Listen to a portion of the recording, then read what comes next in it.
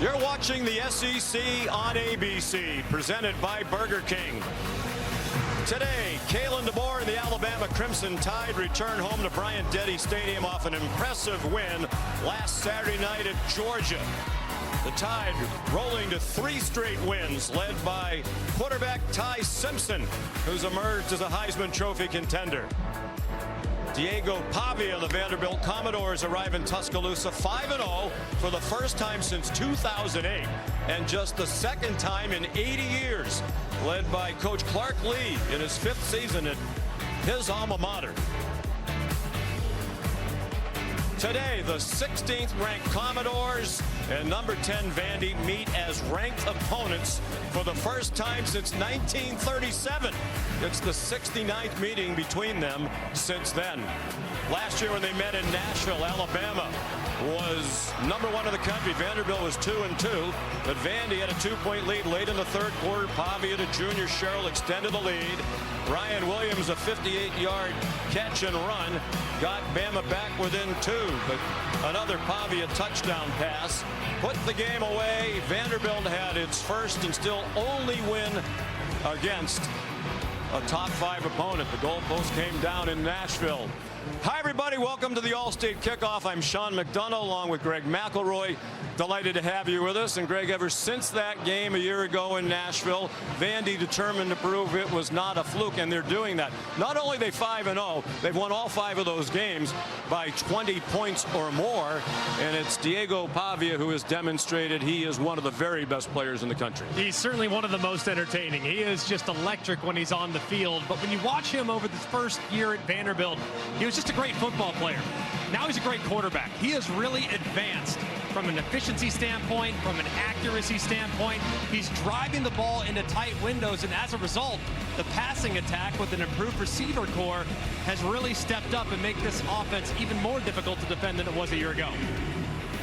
He is a dynamic dual-threat quarterback. He is also confident and brash, and with more on that, here's Molly McGrath. Well, Sean, Diego Pavia's confidence completely changed the identity of this team. Earlier this week, he said if we play our game, it won't be close, predicting a blowout of the Tide, and his teammates have been repeating that message all week long and told us Pavia's confidence, the reason why they beat Alabama last year and why they believe they can do it again. And Alabama's defensive players well aware of that quote from Pavia. You could feel the tension when we asked Captain Deontay Lawson about it. Lawson admitted they've used it as motivation this week, reminding each other of Pavia's words at the end of tough practices, stressing to stay disciplined so they can take away that confidence, Sean. Well, last year, Alabama went to Nashville off a win against Georgia in one of the best games of the season in college football. Caught off guard a little bit by how good the Doors were. That will not be the case this season. They know how good they are. Again, coming into this one off a win against Georgia. 3 straight wins. It's a program that's really been playing with an edge and coaching with an edge since that surprising opening loss at Florida State. The response has been outstanding, and their quarterback, Ty Simpson, Kirby Smart even went as far as to say he might be the hottest quarterback in college football right now. And since that game against Louisiana Monroe, he is threading the needle. Most impressively, though, he's attacking vulnerable spots on the defense between the hashes. Not many college quarterbacks are going to attack right down the middle. He's doing it time and time again with tremendous efficiency. If he could take advantage of an untested secondary, it would be very difficult for this Vanderbilt team to keep up. An Alabama team that has not turned the ball over this season through 4 games. Alabama's won 14 in a row here at home, trying to extend that winning streak against Diego Pavia and Vanderbilt. The opening kickoff in a moment. You've been watching the All-State Kickoff.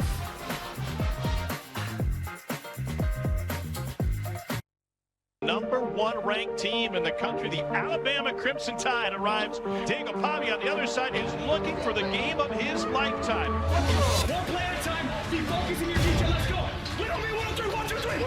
Milroe near side, batted up, and it is intercepted. And Vandy's got a 2-score lead. Pavia wants to throw. Caught! Touchdown! Milroe directing, and he gets drilled. Lots of football. It's Pavia. He rolls toward the right. He throws and is caught by Cameron Johnson. Touchdown! Vanderbilt! Is this real life?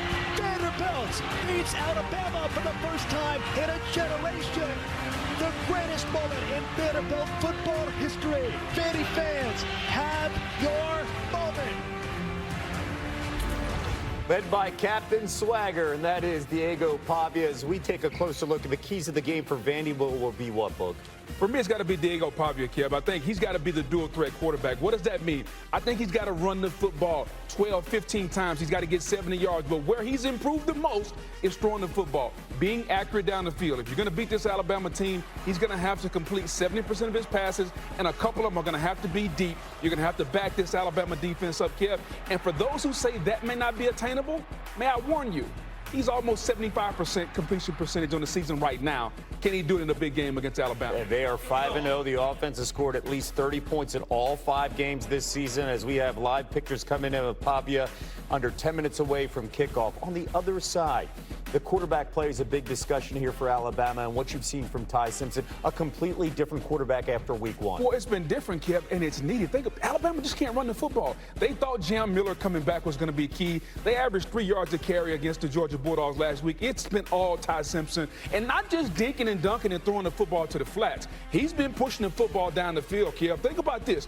Against the Georgia Bulldogs, 24, 38, 276, and 2 touchdowns, and they needed all that. His field generalship, his ability to command the huddle. Now, if he can just get young Ryan Williams to catch the football, which he's had a hard time doing so far, this offense is starting to look like what Ryan Grubbs and Kalen DeBoer thought it would be. Yeah, by the way, Williams has, something that we didn't expect. 4 drop passes this season, second most in the SEC. And as Williams gets ready, what are you seeing from this young man? He just doesn't look comfortable yet. It almost looks like he's pressing, like he's thinking about what could be down the road, the NFL and all the riches. And right now he's trying to make every play a big play. Just go out and do it like we did when we were in high school. Just catch the football, have some fun. If he starts having fun, I think he'll think less about catching the football. And it's amazing the tricks that our mind plays on. Jeremy Bernard has been fantastic for this offense when Williams is not on track. By the way, Bama favored by 12.5 points. This game will come down to what, Book? I think it comes down to the quarterback standpoint, which quarterback can take over the game.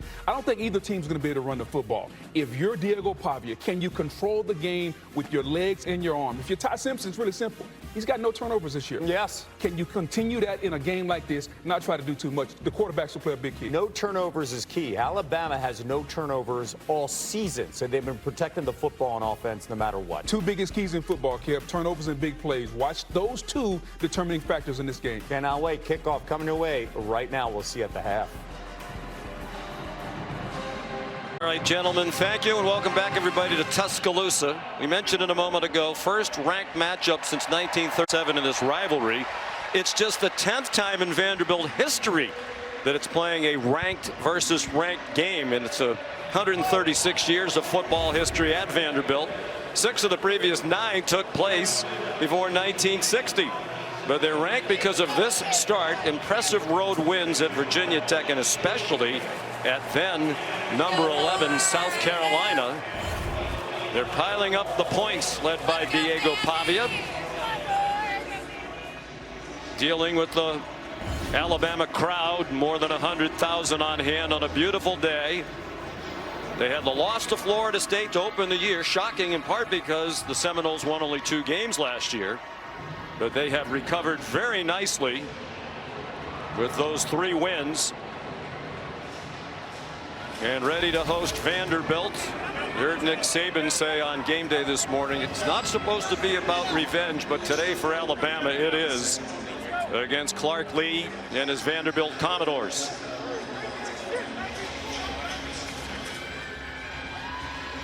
And he had no problem, Greg, when we spoke with him about Pavia's comments about if they play their game, it won't be close. He said, we need a little bit of that brashness.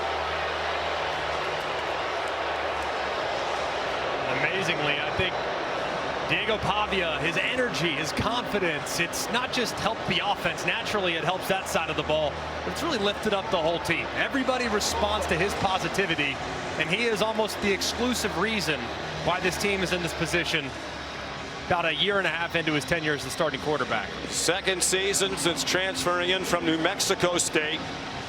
He played a huge role in lifting up the Aggie program in Las Cruces. He's done it again in Nashville.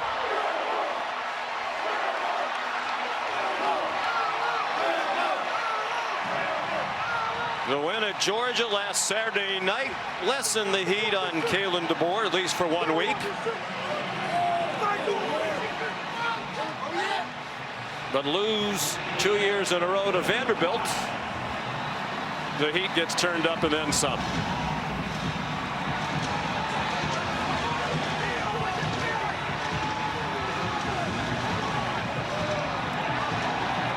So many of the players and coaches we talked to for Alabama yesterday, Greg, used the word edge.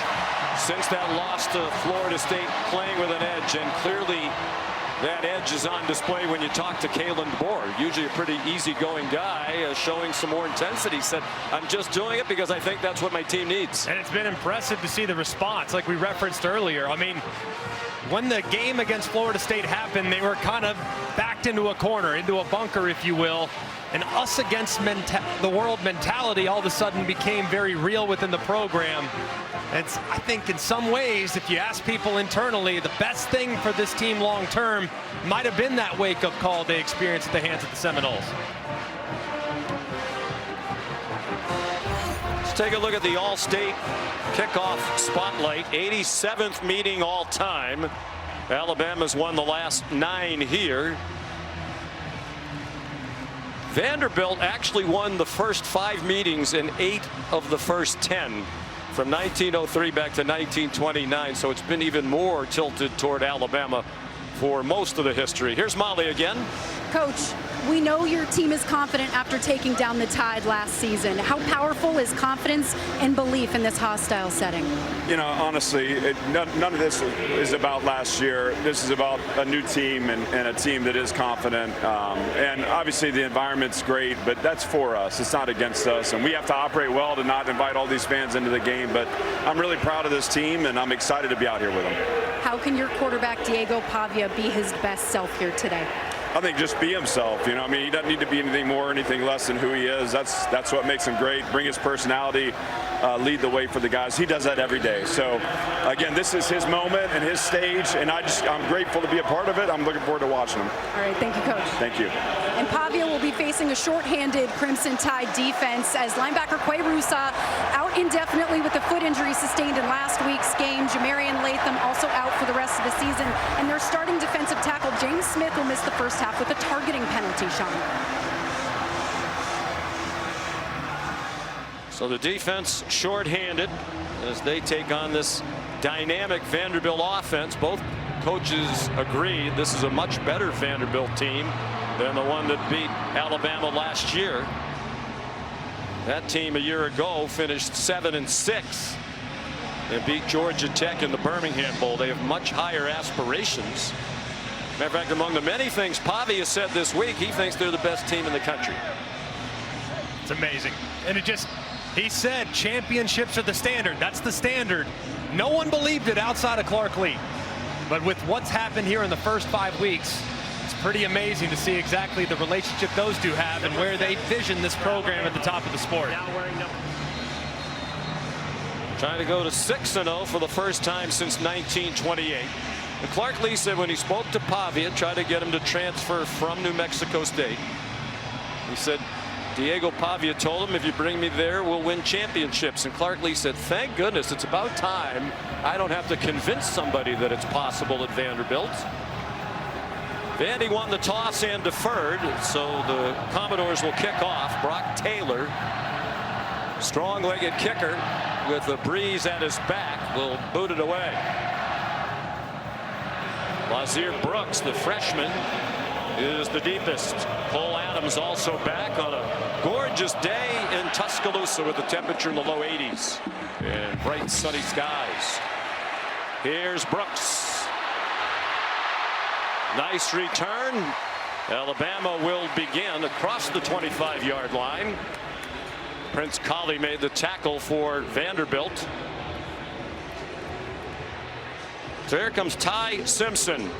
very accurate, completing just under 70% of his passes. He had a game against ULM in which he completed all 17 of his passes. 11 touchdowns without an interception, tied with Luke Altmaier of Illinois, Drew Mestemaker of North Texas for the most in the country. They actually spotted the ball right on the 25. Simpson, a 22-year-old redshirt junior, with Jam Miller opening on his right hip. They go out of the gun, and Miller's ahead for a yard. Tackled by Corday Sidner, excellent defensive end. And part of a Vandy defense that's been very good, particularly against the run, giving up just under 80 yards per game to their opponents on the ground. And Alabama very aware of that strength. Vanderbilt in the front seven, very deep, very athletic, and difficult to run against. But Brian Grubb stresses the importance of staying patient and committed to the run in this ball game. Jam Miller went out wide, then he came back to the left side. He took the handoff and has a first down. Alabama needs to get the running game going. It has sputtered in part because Miller missed the first 3 games of the year with a collarbone injury. A great job with a couple pullers out in front, right guard and Brailsford the center, getting out and getting a piece of Commodores. And if you talk to Ryan Grubb, they felt like last week against Georgia was their best game running the football. They felt like they were close. They have to get Jam Miller in one-on-one situations against secondary defenders, and that's a huge point of emphasis in this game. Ryan Williams went in motion. Simpson looking in his direction and throws over the middle instead, and it's dropped by Jeremy Bernard. There is a flag down back behind the line of scrimmage. Martell Height and C.J. Hurd had the coverage. To the face. Defense, number 20. 15-yard penalty from the previous spot. First down. Daniel Gautreaux leading the Southeastern Conference officiating crew, and a big penalty against Clark Lee's Commodores. Right there on the end of the line of scrimmage, the right hand going up into the face mask of Formby. And Capers kind of dislodges that chin strap up around the face, and that's what leads to the call. Capers is disruptive. 7.5 tackles for a loss through their 5 games. Most in the SEC per game. Out of the pistol now. And a quick pass. Bernard hangs on to this one and then swung across the boundary by Colby Taylor. Well, they're trying to emulate what they did last week against Georgia, and they set the tone early with a terrific opening drive that resulted in a touchdown after 14 plays. And some of the best teams they faced this year against Florida State and against Georgia, they started fast, and that's imperative in this game because last year against Vanderbilt, they were down 13-0 and had just 3 offensive snaps with a pick 6. So starting fast, a huge point of emphasis for Kalen DeBoer. Josh Cuevas, the tight end, the move man. Miller again got the first down before he was knocked back. A 6-yard gain. Jalen Stone, defensive tackle, made the stop on Miller. It's great to have Jam Miller back in the lineup for the Tide, and he got hurt in the second scrimmage, had to miss the first 3 games with the collarbone injury, but he's their biggest back. He's their most experienced back and also their most effective in the pass game as well. So his return last week, a huge boost to this offense. Kevin Riley comes in for him.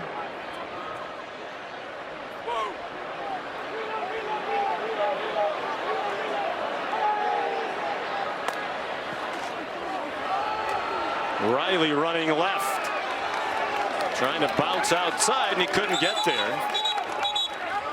Jalen Stone there again for the Commodores. Clark Lee's a defensive coach. Last year he was also his own defensive coordinator. He turned those duties over this season to Steve Gregory, who calls the defenses. There's Gregory. Gregory has done a great job of being slightly more aggressive over the last few weeks. They've been more active in pressure. They have a pretty good pass rush. They like their personnel on defense. They're just a little concerned, I think, about how their corners will hold up against an elite passing attack with two great weapons at wide receiver.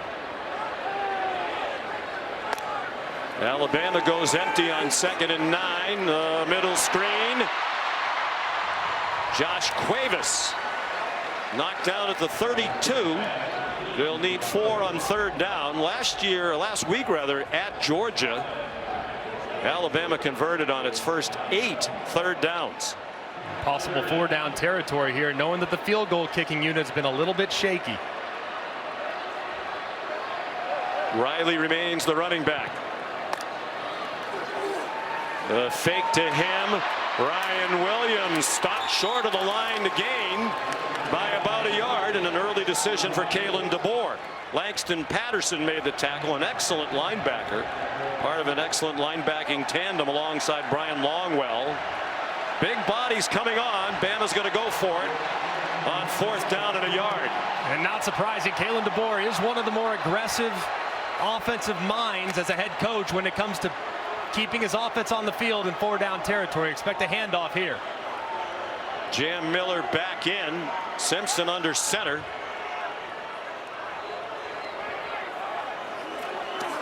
And they're going to be aggressive and throw a deep ball, and it's intercepted.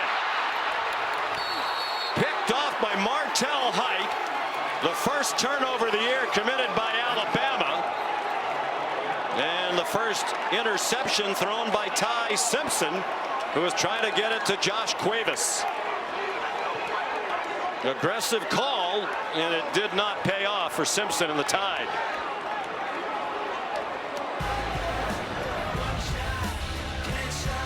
Kalen DeBoer decides to roll the dice. They try to take a shot downfield, and Simpson never sees the defender underneath, who picks it off deep in their territory. Bama fans trying to make it difficult for Diego Pavia and the Vanderbilt offense. They begin from their own 7. Had Height knocked the ball down on 4th down, the line of scrimmage would have been the 29. But he picked it off, the 4th of his career, and on the first play from scrimmage, Cedric Alexander, their leading running back, gets them 4 yards.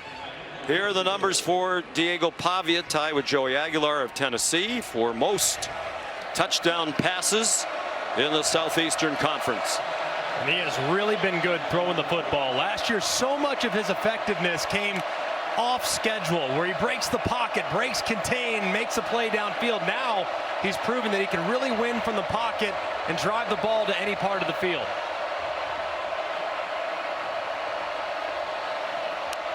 Graduate student from Albuquerque, New Mexico, on target to his best friend Eli Stowers, and it's an incomplete pass. Unusual for the preseason All-American tight end Stowers not to make the play.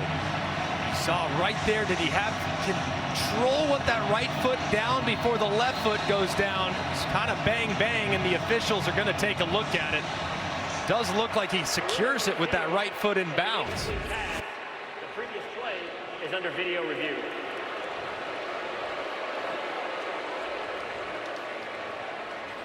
We'll hear from David Almond in the replay booth when we come back. Well, after replay review, the call was overturned. It is a catch, and it's a good overturn by David Almond. 1 foot in bounds, and he wasn't bobbling it. He's just turning the ball and bringing it into his body.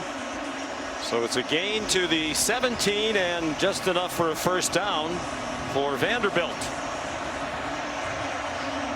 Pavia out of the pistol now with Cedric Alexander behind him. 3 wide receivers on the field for offensive coordinator Tim Beck. Tristan Brown went in motion, and he makes the catch, and a tough run after the catch. Finally stopped just short of the line to gain by Deshaun Jones. 9 yards for Vanderbilt. Today's impact players are presented by the Home Depot. It starts with the Eli Stowers in this passing attack. He's been so good at tight end. A lot like Evan Ingram in his skill set. Can run, can create kind of a jumbo slot. A really good player. And then on the other side, Yanze Pierre, who's been thrust into extensive action with the injury to Quay Russaw, but talking to Kane Womack, the defensive coordinator, they believe he might be their best pure pass rusher and one of their best players on defense. On 2nd and 1, Pavia got walloped, and the crowd loves that. Plastered by Justin Jefferson. Edric Hill there as well for Alabama. He's getting the start with James Smith sitting out the first half. Well, I think it's very important for Alabama throughout this game to get as many violent hits as they can on Diego Pavia. He's a guy that thrives under pressure, a guy that thrives with contact, and that time too with Jefferson coming in, got to keep your head up. That could have potentially been stopped to take a peek at possible targeting. Cedric Alexander, the running back. Pavia is a tough guy. State champion wrestler in high school in New Mexico. He's on target to junior Sherrill. Domani Jackson made the tackle. 6-yard gain for the Commodores. This is such a difficult offense to try to face. Their offensive coordinator, Tim Beck, does such a great job creating hesitation defensively. They have a lot of moving parts. They force defenses to have a lot of eye violations, which lead to big plays. He's one of the best offensive minds in the sport. Came over from New Mexico State, where he coached Pavia for 2 years. Diego followed shortly thereafter. On 2nd and 4, Alexander breaks free. They're going to try to run him down, and they will not. Touchdown, Vanderbilt, 65 yards.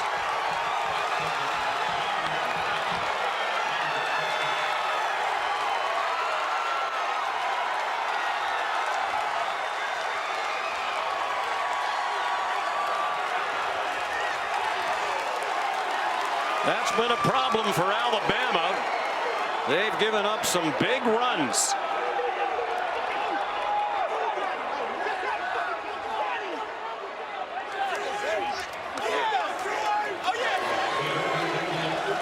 Brock Taylor on for the extra point.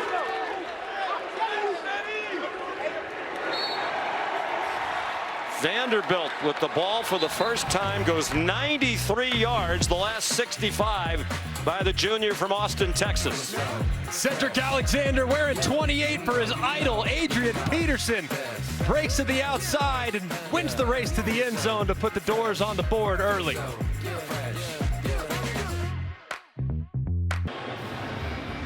Diego Pavia ran the length of the field to celebrate with Cedric Alexander, the longest play from scrimmage of the season for Vanderbilt.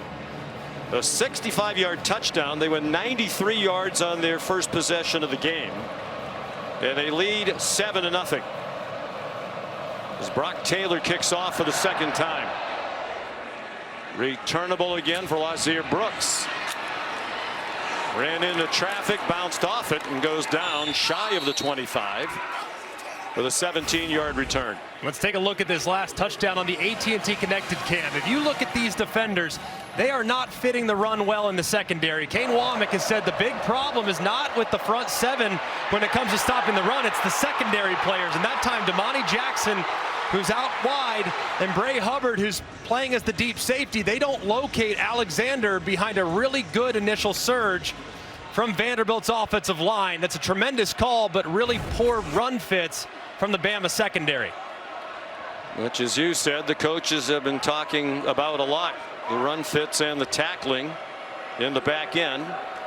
They're also not as big and strong and deep as they used to be up front of the Alabama defense. Simpson off target, looking for Josh Cuevas. Molly? Well, Sean, after Martell Height's interception and after that touchdown, Vanderbilt players telling each other on the sideline the same thing. Do not let this game be close. Repeating quarterback Diego Pavia's prediction that this will be a lopsided game. Players embracing that belief, telling each other to prove everyone in this building wrong. You can see that they've really bought into that message in this game, Sean.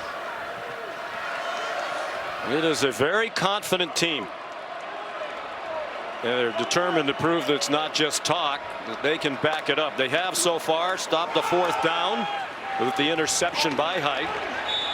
Flag down as Jam Miller went weaving up the middle. Holding, offense, number 72. 10-yard penalty from the previous spot. Remains second down. Parker Brailsford, the excellent center who transferred from Washington following Kalen DeBoer. Got to be a frustrating start for Kalen DeBoer. A poor decision from his quarterback, who's been lights out, and maybe the best player on the offensive line, Parker Brailsford, flagged with an early hold. First career interception for Simpson. He had thrown 180 passes without one.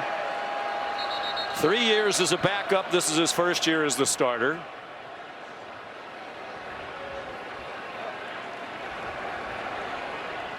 The side judge stopped the play and communicated via headset with the referee Daniel Gautreaux. It doesn't seem like his mic's working. Please reset the game clock to 6 minutes 17 seconds and the play clock to 25. Both the game clock and the play clock will start on my signal.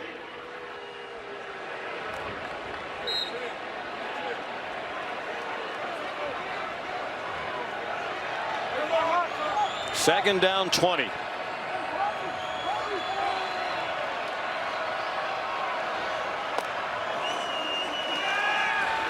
Simpson surrounded. Beautiful throw and a great leaping catch. Isaiah Horton almost went off to the races. Martell Height tackled him. But a terrific catch and run by Horton, who's made an immediate impact as a transfer from Miami. And Ryan Grubb called him their most dependable wide receiver. You see the length at 6'4" right there, going up, stretching vertically. Height gets a little bit too far inside. Simpson sees it. And a great play by Horton, plucking it out of the air. 15th catch of the year. He had 5 and a touchdown in the win at Georgia last Saturday night. 36-yard gain, big hole, Jam Miller inside the 30. Marlon Sewell made the tackle. 22 for Jam Miller. And a great job kicking out by the guard. Watch Vandermark, 56, how he kicks out the in man on the line of scrimmage. Capers sets the edge. Good follow there by Cuevas, and it's out the gate.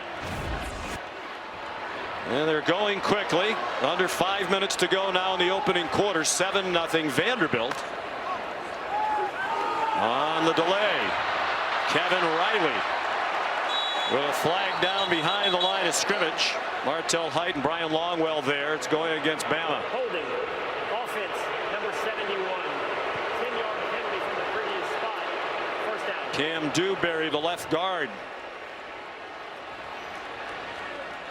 Looked like Dewberry, who was engaged on the draw. It's right here, and as soon as looks like Riley tries to break to the outside, watch Dewberry's left hand grabs that shoulder and does not really let go. Drags the defender to the ground. Kalen DeBoer frustrated though with the call. It looked like he tackled him. So 2 penalties on this possession. They overcame the first one on the long pass to Horton. They line up Jeremy Bernard in the backfield with one player on either side of Simpson, who faked it to Bernard. Zings one over the middle, and another nice catch. This one by Rico Scott. You mentioned it at the outset. Kalen DeBoer says Ty Simpson throws that ball over the middle about as well as anybody's ever seen. He is so effective on the right into the teeth of the defense. 11-yard gain to the redshirt freshman Scott. Simpson shoveled it ahead, and it got deflected out of bounds. Good hands by Nick Rinaldi, who got in the way. Senior from beautiful Dover, Massachusetts, just outside Boston. Play here where Ty Simpson's going to have to be smart. Right on the fringe of field goal range. You can think at this point might get some pressure from Vanderbilt to try to knock you out. So the ball's got to come out quickly, and you absolutely cannot take a sack.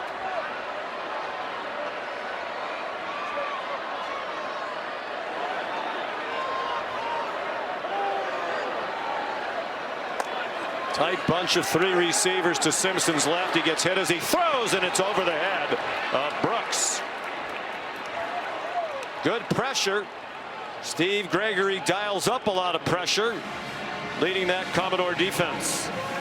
That's Rinaldi now, 2 plays in a row. He's lined up right here, lined up on the other side, and he just swoops right inside. If the circle button would go and grab the guy, watch him against Vandermark. Just splits right inside that right guard, forces the errant throw. Connor Talty on to try a field goal. The 47 yards from just inside the left hash mark into a bit of a breeze. He has enough leg to get it there.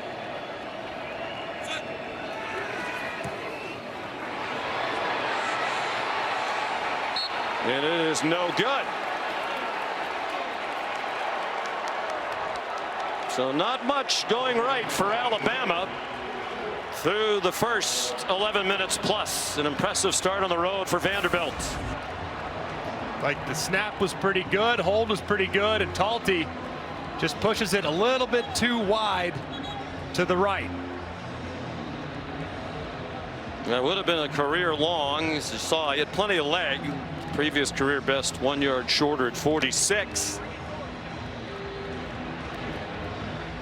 Clark Lee fired up, 2004 graduate of Vanderbilt. Both undergraduate and graduate degrees in political science. Played fullback at Vandy. He's a Nashville native doing a great job back in his hometown, thanks in large part to Diego Pavia. Here they come on offense again, but first a flag. False start. Offense number 70. 5-yard penalty. Remains first down. Cade McConnell, the left guard, transfer from Minnesota. Clark Lee's in his 5th year. 2 years ago they went 2-10 and floundering to say the least. He made a number of changes on the coaching staff and strength and conditioning and how they approach that. But Pavia, the biggest difference maker in this turnaround. He is James L. Lassiter, a walk-on running back in the game. Pavia pulls it down. He's into the secondary and shoved out of bounds on the far sideline by Justin Jefferson. 36 yards on the run. Another issue here in the secondary. Watch, here's the player for Alabama. He's got to go in there and make the play. He's unblocked. He's got to be the guy. In Brown, he's unblocked. He plays it way too far to the outside, never locates Pavia, and Pavia gashes it right up the middle. So another play, another big run created by Vanderbilt because of a poor run fit from Alabama's secondary. Mom Antoinette here. Diego raised by a single mother. His 2 brothers and a sister. They're all close. He dumps it off over the middle. Cole Spence, the backup tight end, has another first down inside the 30. Justin Jefferson the play again. Pavia and the Doors have the Tide on its heels. Not sure you could draw up a better start for Diego Pavia and Tim Beck, the offensive coordinator. They got the run game going. They've involved almost all the guys they want to involve in the passing game. The offensive line's playing very well. Tim Beck has an offense that's just perfect for Pavia and this improved cast around him. Much better up front and on the perimeter than they were a year ago. Wide open receiver. First down.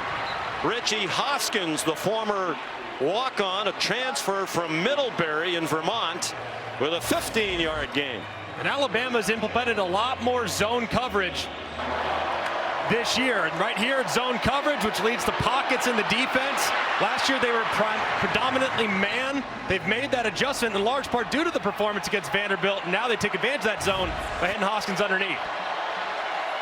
Hoskins had 4 catches last week against Utah State, a career high. He's gone from walk-on to captain.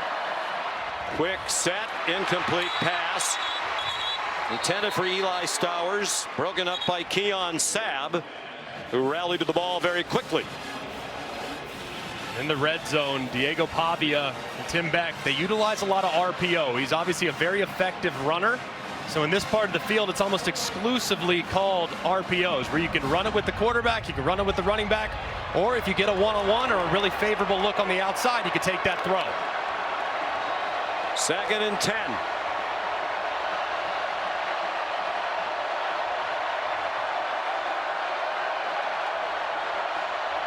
Well, Kylan Young, better known as MK, is the running back. Single coverage. Incomplete pass. An awful lot of hand fighting there. Zabian Brown and Junior Sherrill.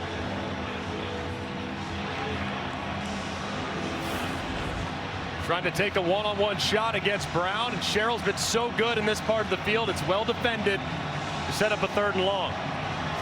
First time they've had a 3rd down. You mentioned it. Last year in Nashville, a key to the game was Vanderbilt was 12 for 18 on 3rd down. Stayed on the field, possessed the ball for more than 42 of these 60 minutes. This one's 3rd and 10. As you also said, as a result of that game, Kane Womack, the defensive coordinator, now plays much more zone defense. They got burned time and time again playing man on 3rd down a year ago. Alabama does love to bring pressure in this part of the field, though, so keep an eye on number 0, Deontay Lawson. He's their linebacker off the ball, but 42, Yanze Pierre, he's a guy that could get home in the pass rush.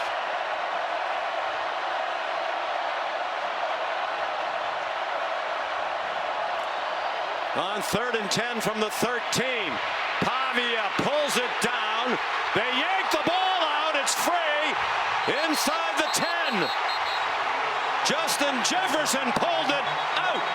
A huge turnover for the Alabama defense.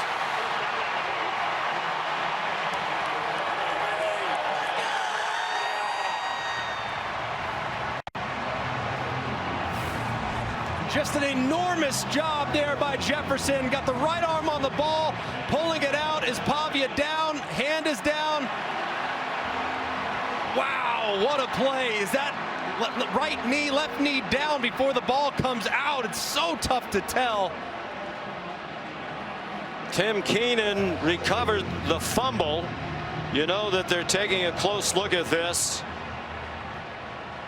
And based on all those looks, I just don't know if there's enough to overturn it. It looks like the ball's starting to come out, the knee's down there, but is the ball out at that point? It's a bang bang play and a massive moment coming up for the replay booth. Justin Jefferson, the 5th-year senior from Memphis. Looked to me like the ball was coming out before he was down, just barely. Let's bring in Matt Austin, our rules expert, longtime SEC referee. Matt, good afternoon. What do you think? Good afternoon, Sean. I agree with you and Greg. I think the ball is starting to move just before his left shin contacts the ground. So I think this will be confirmed or allowed to stand or be upheld, I should say, as a fumble. And that's what it appears to be. Shin almost down, but not. One of the many things. Video review. The ruling on the field is upheld. First down. I don't think they got that right. One of the many things Pavia does well is protect the ball. He very rarely turns it over. Last year, just 4 interceptions, the fewest that Vanderbilt had on record back to 1946. More amazingly, I mean, they almost never fumble. In the last 2 years, they've had just 4 lost fumbles prior to that last one. That's the 4th fewest in college football. So if you're going to rip it out, it's a rare occurrence against the Doors. Toss them at least 3 points. Their field goal kicker is terrific. Would have been interesting to see if Clark Lee would have gone for that on 4th down. So here's Jam Miller shaking free again. C.J. Hurd made the tackle. He's been outstanding as a first-year transfer over from FAU. 14 for Miller. And this is a great start for the offensive line in the run game, a group that has taken some heat.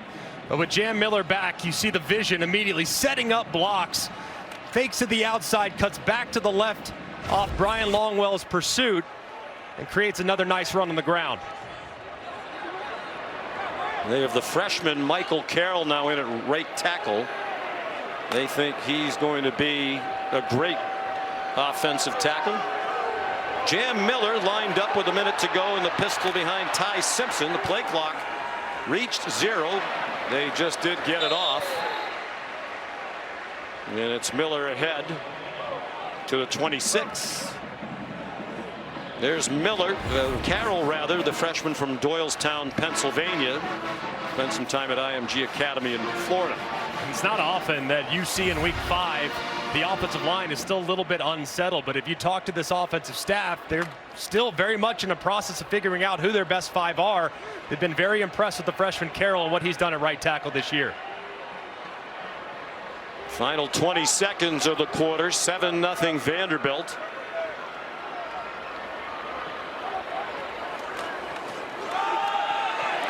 Jam Miller into the secondary again. So both teams busting some runs. C.J. Hurd another tackle.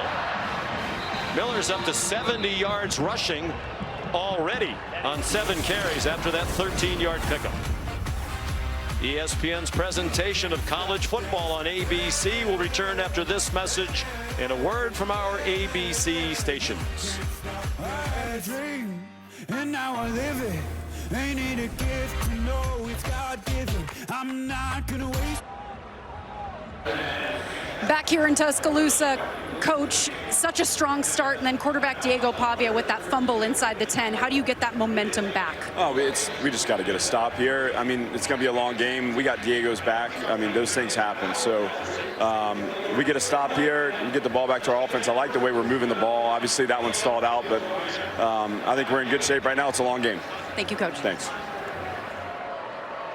Each quarterback has turned it over once. Both came in very good at protecting the ball. Here's another good run for Alabama. It's Kevin Riley in for Miller. 4 plays on this drive for Alabama, all of them runs for a total of 38 yards.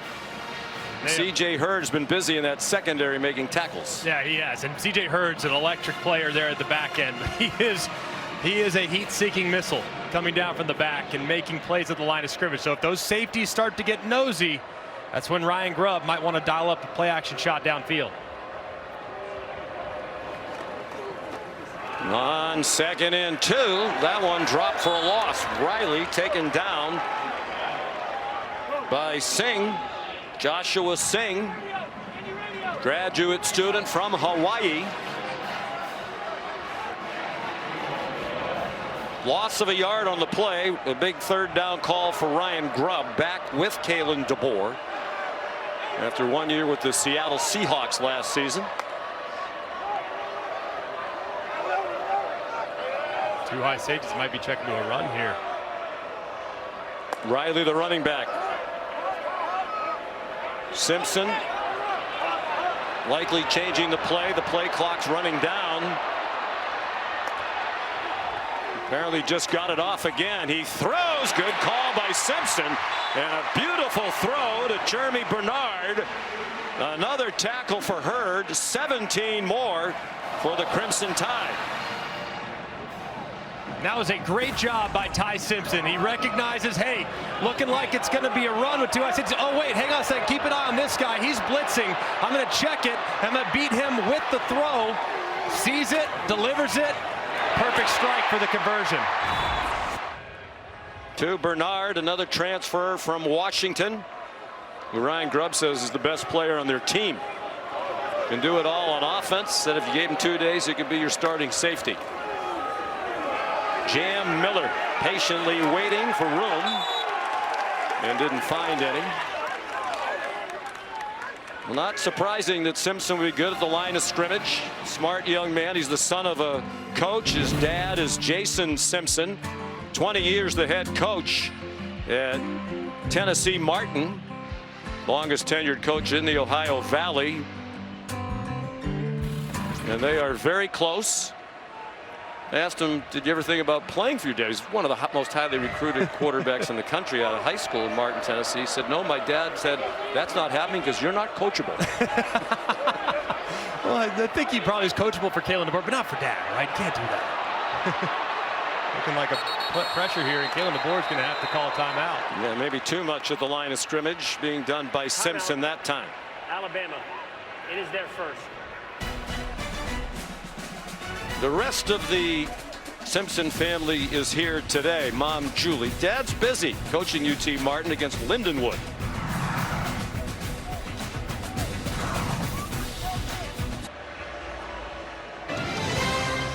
after we're finished on this beautiful day in Tuscaloosa. More great college football action tonight on ABC at 7:30. Number 3 Miami, number 18 Florida State. The Canes 4-0.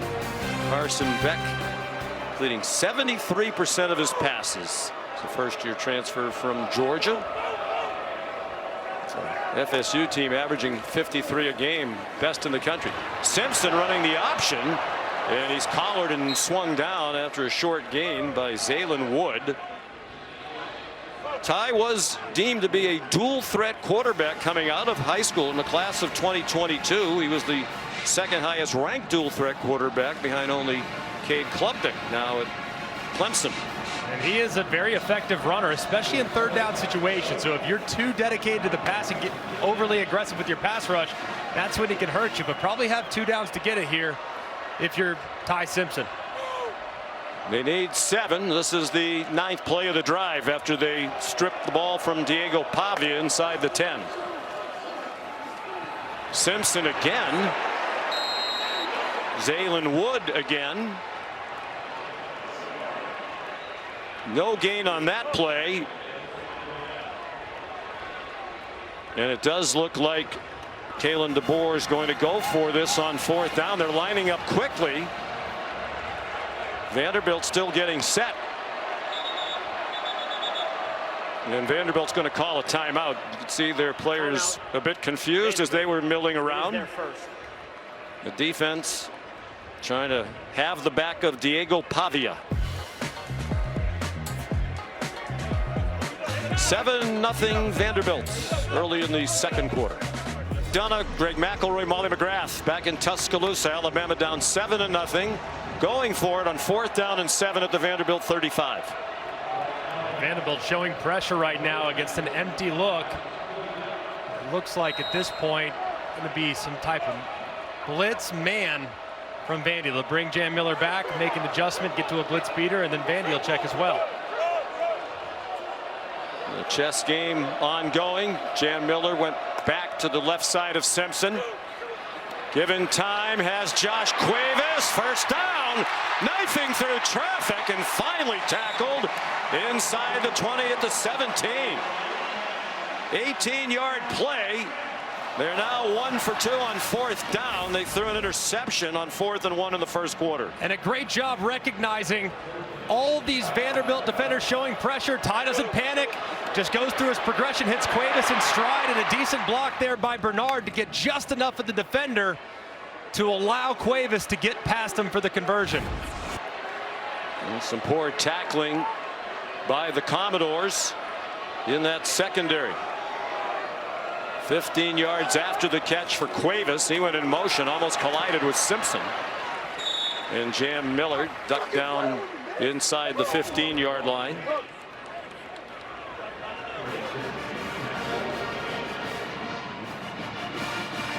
Impressive drive. It feels like they've had the ball more on this drive than they had it in the entire game in Nashville last year, when they had the ball for fewer than 18 minutes.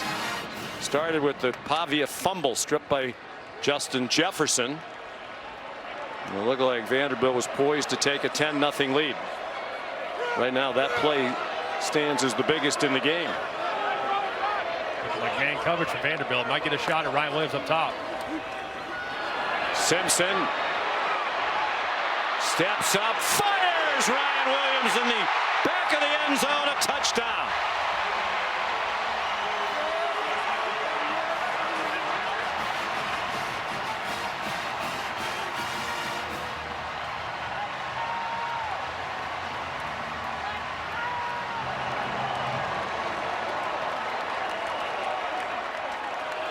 They are best friends, Ty Simpson and Ryan Williams, and they connect on a 14-yard touchdown pass. Capping a outstanding 92-yard drive. 12 plays they had over just under half the quarter. 7:24. Connor Talty's extra point ties it. 3rd touchdown catch of the year for Ryan Williams. And the 12th thrown by Ty Simpson. And just an outstanding job here by Ty Simpson negotiating the defender. It looked like Capers going to get him. He doesn't. And it's pretty well covered. And boom, as soon as Ty Simpson steps up He makes the guy miss, and Ryan Williams uncovers. Really well done on the peel route, back against man coverage. But it was really all made as a result of the time bought by Ty Simpson there in the backfield. A great feel from Ryan Williams uncovering, and a strike thrown. And the catch made by Williams, pulling it into his body. He's had an issue with drops. 4 of them this season, 12 since the start of last season, but he held on to that one to the delight of Ty Simpson's mom, Julie. So we're tied at 7. Talty, the kickoff. It'll be a touchback. Diego Pavia from Albuquerque. No FCS or FBS offers out of high school, so he went to a junior college. New Mexico military, won a national championship there. Went to New Mexico State for 2 years, turned that program around, was the Conference USA Offensive Player of the Year. Last year to Nashville, SEC Newcomer of the Year, as he led them to a winning season and a bowl game and a first win ever over a top 5 team, #1 Alabama. They're 1-61 all time against the top 5, playing a top 10 Bama team today.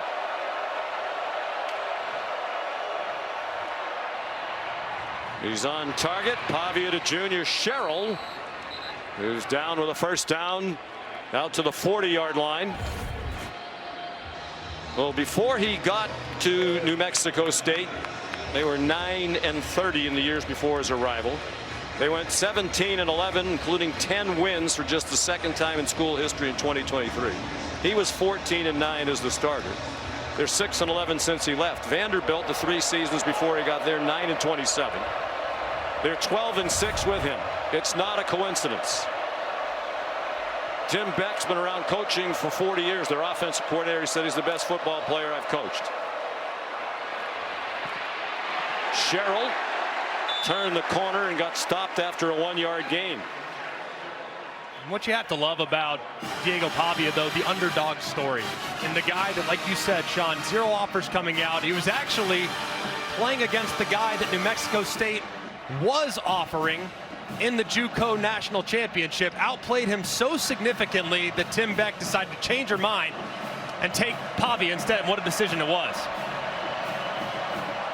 Jerry Kill was the head coach. Coach Kill at New Mexico State, and Tim Beck as coordinator, were recruiting Nate Glantz, who was playing against Pavia for the national championship for Iowa Western. They were going to throw a screen back across the field. It was very well defended by Yanze Pierre. So Pavia threw it away. There is no foul for intentional grounding. Number 6 of the offense was in the area. It'll be 3rd down. And a great job, like you said, Sean, of Yanze Pierre. He's a pass rusher, but in this case, he's asked to just cover. And he does a great job of that. Goes and takes away the tight end, talks Pavia out of it, and forces 3rd and long.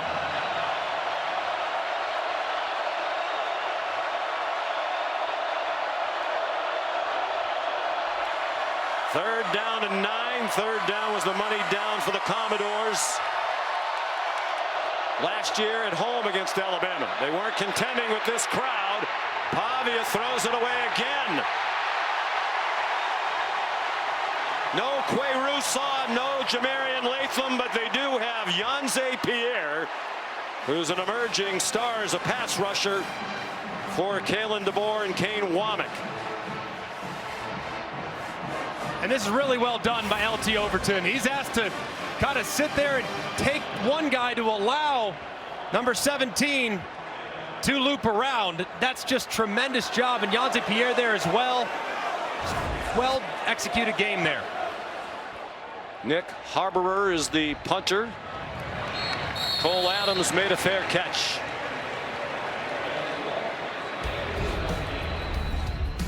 "47-yard punt. The fumble by Pavia has turned the momentum of this game. Tied at 7. You're watching the SEC on ABC, presented by Burger King.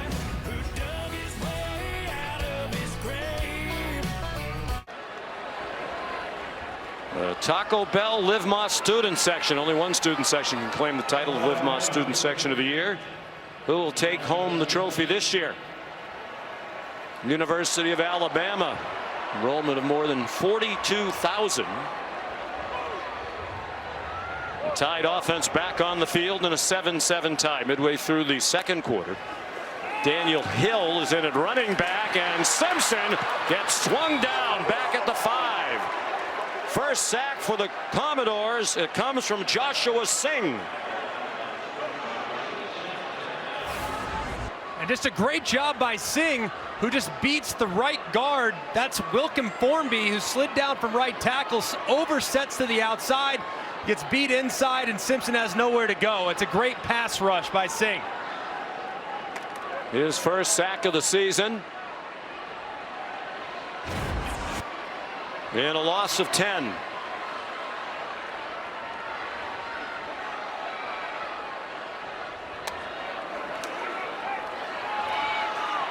After the fakes, Jam Miller stopped for a 1-yard gain by Brian Longwell.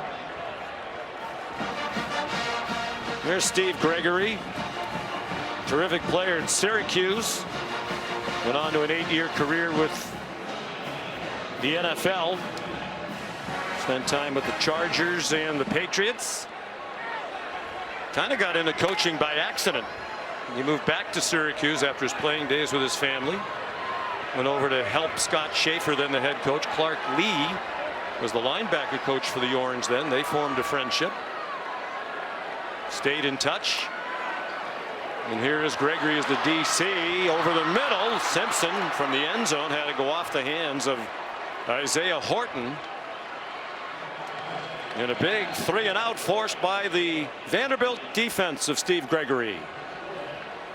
That was really big, that first down sack. And you talk to Steve Gregory and Clark Lee, they feel really good about their personnel along the defensive line. They think they're deeper. They think they're more disruptive. They have guys that can rush the passer and set the tone on the edge.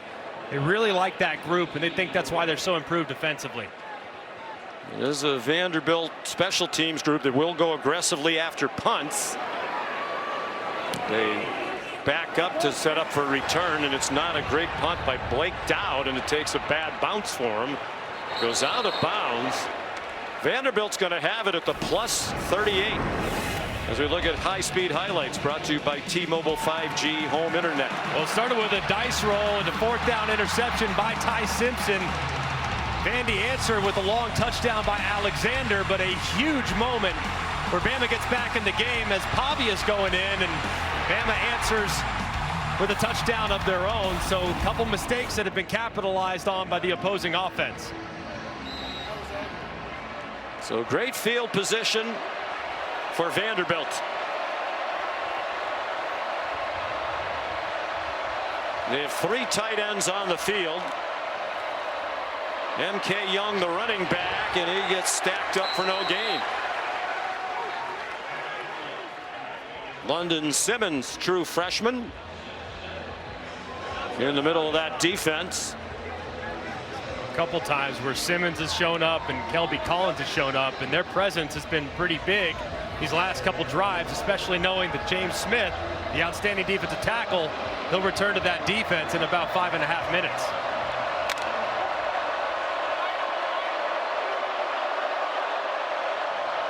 There's James Smith sitting out for targeting.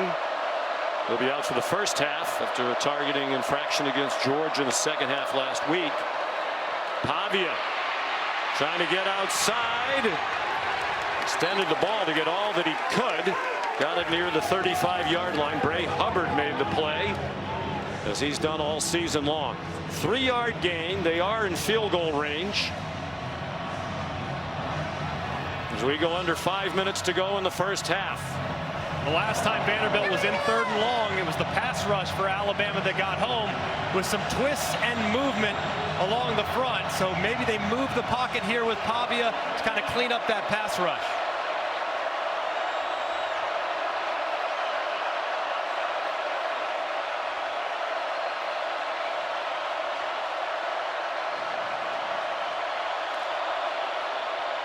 Here comes a blitz. Pavia gets it off for a first down. Richie Hoskins, another catch. They needed 7, they got 9. And a lot of pressure coming from depth, but Pavia does a great job of buying time to allow this receiver to uncover. Look how he sets it initially, backs up a little more, and hits Hoskins on a nice breakout as the progressive pylon cam shows you the accuracy and the toe tap on the sideline.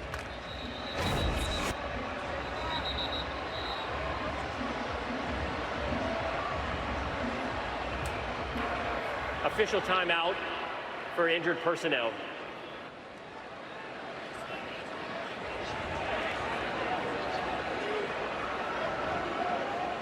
I think it might be a member of the chain gang.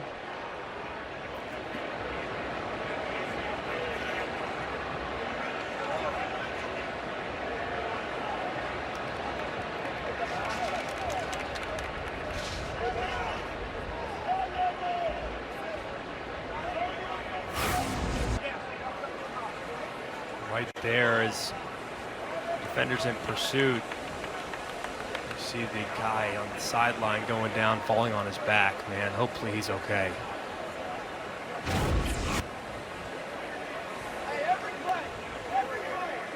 Alabama medical staff there to tend to him very quickly.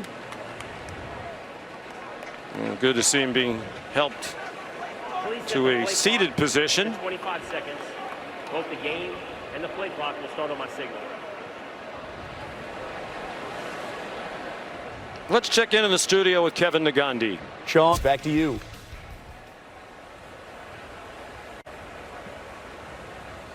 That is stunning. Perhaps a hangover from that big loss to Oregon at home last week, the first loss of the season for Penn State.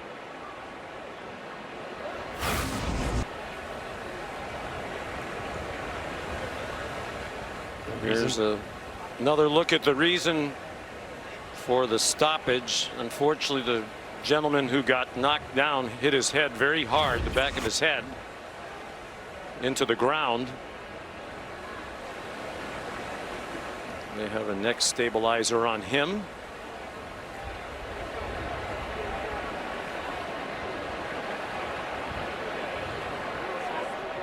So many people go into the administration of a football game. Always like when we're down on the field talking to people like the chain gang who are just as thrilled to be here every Saturday as the players and coaches and fans and broadcasters and everybody else.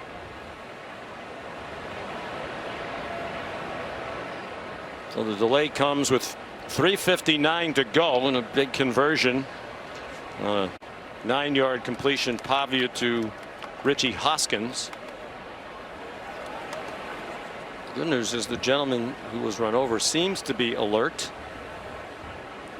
Like you said, Sean, I mean, there's so many people that do this job and contribute to the game day experience for the players and the fans, and you just hate to see a situation like this, a guy giving back to the game and there in front of the action taking a hit on the sideline. Just hope he's okay.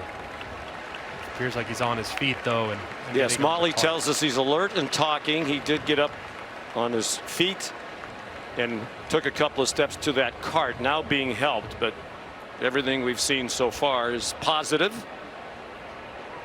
And Molly will get us more information and stay on top of the situation.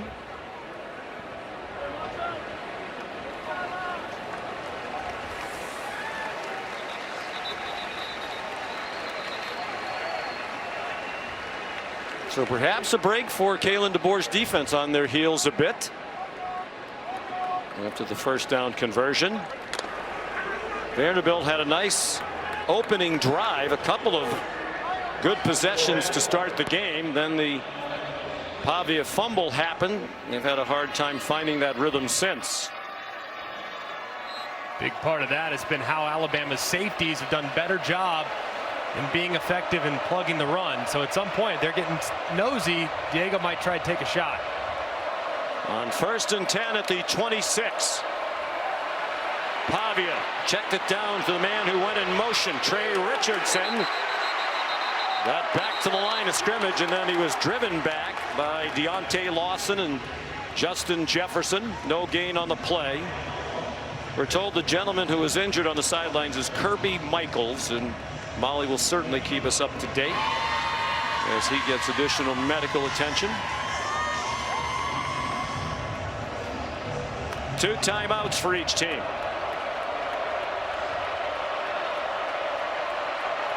There's Lawson, their leading tackler. And a leader of the defense. 50-year senior out of Mobile. Out of the pistol. The fake to MK Young. Single coverage in the end zone. Incomplete. Well covered by John Lee, as he had coverage on Junior Sherrill.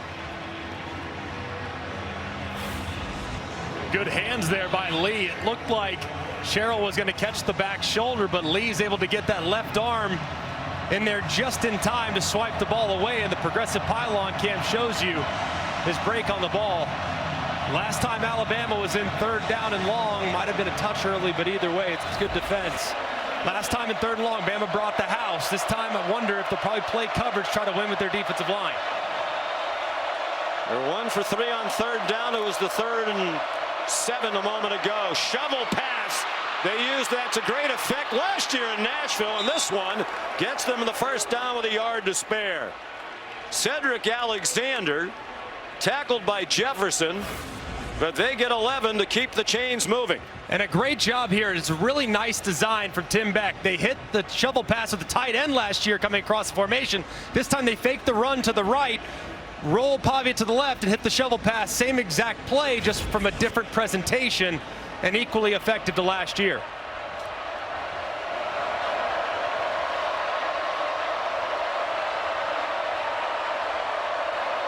Approaching the 2-minute stoppage. Plenty of timeout for Diego Pavia. He runs again and ducks down. Avoided a big hit by Nakai Hill-Green and held on to the football. A 4-yard gain. 2 minutes to go. 1st half. Vandy and Bama tied at 7.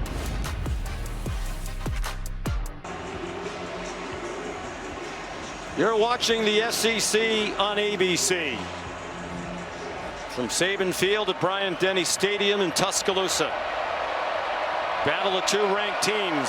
Vanderbilt and Alabama tied at 7 at the 2-minute stoppage. Diego Pavia has the Commodores at the 11-yard line, looking at 2nd down and 6. They're bringing their fullback, Gabe Fisher, number 44. Follow him, you find the ball. They love running behind that big body running back. It's MK Young bouncing it outside now. He spins and gets stopped 2 yards short of the 1st down. Cedric Alexander was the ball carrier in a 5-yard gain. Timeout, Alabama. It is their 2nd. It will be 30 seconds. It was a shovel pass that moved the chains on the 11-yard play a moment ago. And that was a play that really hurt Alabama last year, but different presentation. This time, last year it was Stowers working underneath Pavia from the opposite side with threat to the outside of the other side of the triple option. But hey, today a little different. You see it here. They have a very similar play, but he attacks it the exact same way, the polar out front, but it's coming from play side. So same play, just different window dressing. That's the sign of a great coach, where it's very simple on the offense, but very difficult on the defense to line up and recognize the call. And a great effort by Cedric Alexander at the end of that play. A couple of extra hops to get the 1st down, barely. 3rd down and 1. Alexander's the running back. Pavia has the 1st down. And Kalen DeBoer is going to start using his timeouts. He'd like the ball back before the end of the half. Alabama. It is their 3rd. It will be 30 seconds. And another good effort, just like Alexander moments ago at the end of the shovel pass. Terrific effort as always by Pavia. And it's really well done. He just hits it up inside. It looked like number 41, Hill-Green, was going to make the play. I mean, he was right there. He played it perfectly.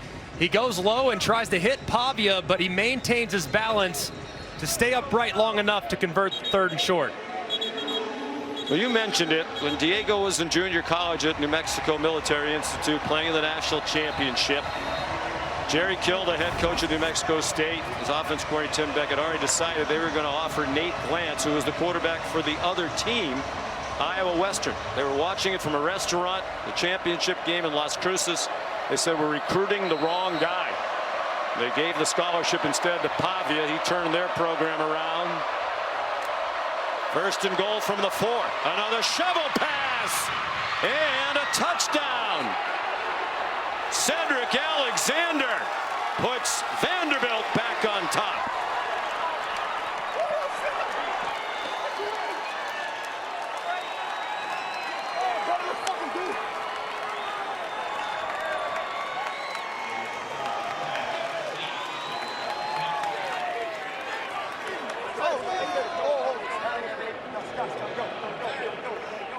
Second touchdown of the day for Alexander, who scored at least one now in 5 of their 6 games this season.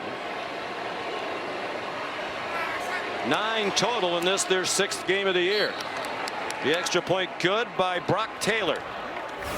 Same exact play, just working a different side. You'll see Alexander work across, then back, heading out to the right, and the shovel pass is there. It's so hard for LT Overton, number 22, to make that play.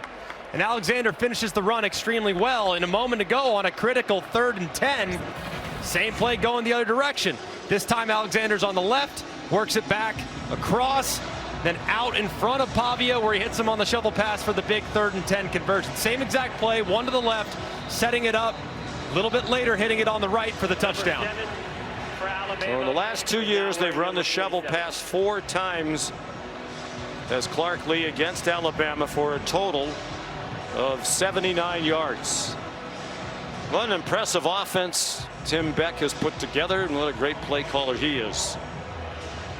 It's outstanding, and it's amazing too, because the players all get to the same spots, but the way they get there and where they start is very different from week to week, and that's a sign of a great coach, calling the same plays but making them look very different to the defense.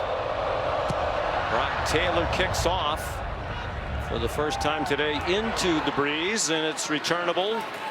Wazir Brooks stopped at the 22-yard line. Time for today's Aflac trivia question. You want to know how many times has Vanderbilt defeated Alabama here in Tuscaloosa? Man, I have no idea on that one. A lot of games that you referenced earlier, Sean. And only 19 wins to count back, so man, it's tough to assume that's more than 4. I have no idea. I would take the under. The folks at home are wagering. Ty Simpson on target. Quick first down to Isaiah Horton on a 13-yard gain. Martell Height there to make the tackle immediately. No timeouts for Simpson and the Tide.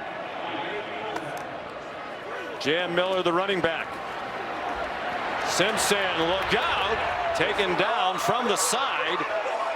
He didn't see the defender coming.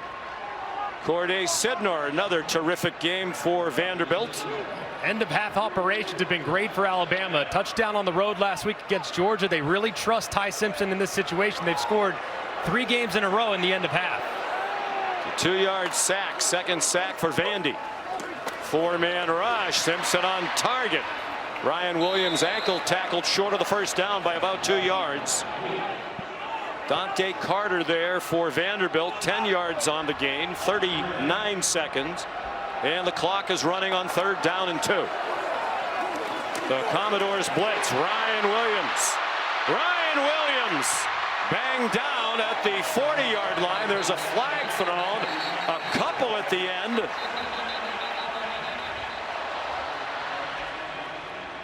And you wonder if this is for a targeting at the end of a 17-yard play.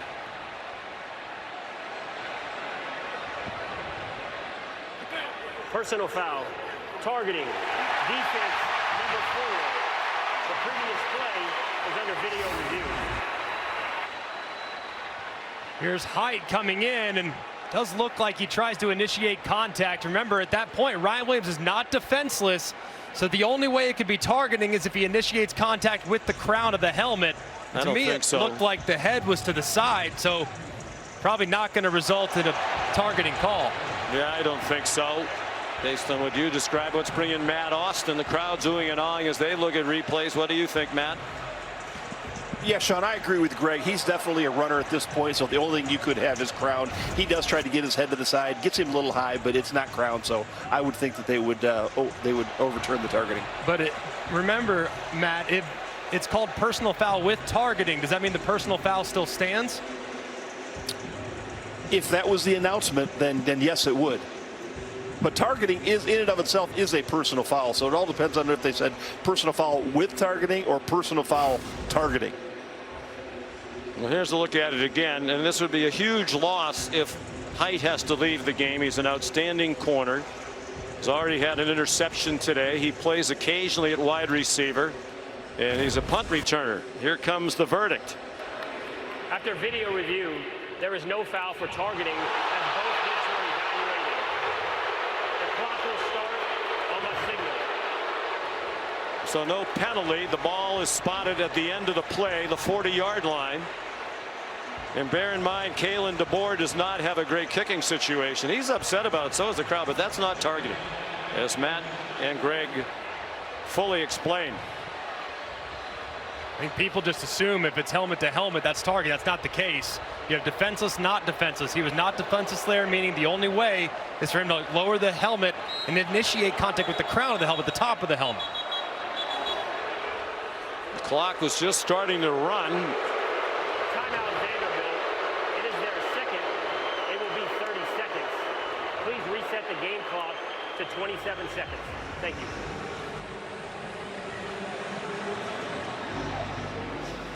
So during the timeout, we'll answer the Aflac trivia question. We want to know how many times has Vanderbilt defeated Alabama here in Tuscaloosa. This is the 19th meeting all time. The answer is once, back in 1984. That was a very good Vanderbilt team under George McIntyre, Coach Mack. They won 30-21.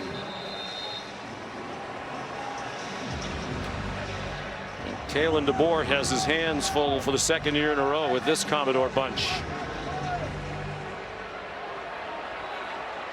And again, remember the field goal kicking not great for Alabama. Talty's already missed from 47. He's just 4 for 7 on the year, which in this day and age is not very good.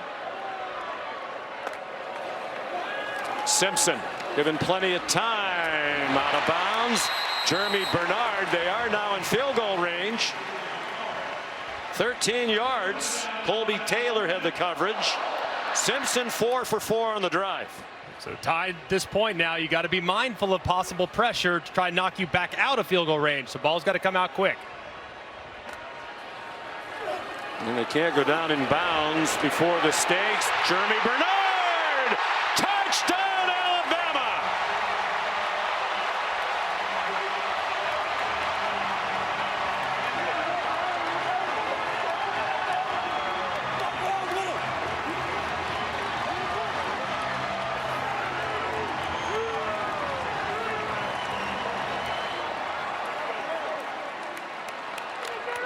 Simpson outstanding on the drive. Bernard a 27-yard touchdown catch. Kalen DeBoer deserves credit for using those timeouts to save some time for the offense. Here's Talty to tie it. They went 78 yards, just 6 plays in a minute and 16. Simpson was 5 for 5 on the drive for 80 yards. They lost 2 yards on a sack. And this is just next level quarterback play by Ty Simpson.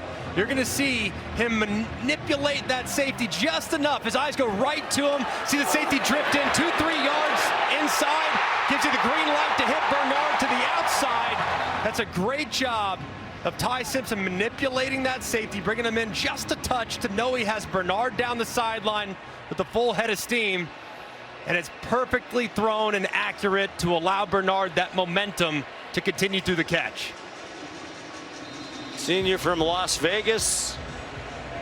Played for Michigan State, Washington, and now Alabama. And he has his 5th touchdown catch of this season. He's had one in each of the last 4 games. Tie game in the final seconds of the half. It'll be a touchback. You think they'll take a knee with only 1 timeout left?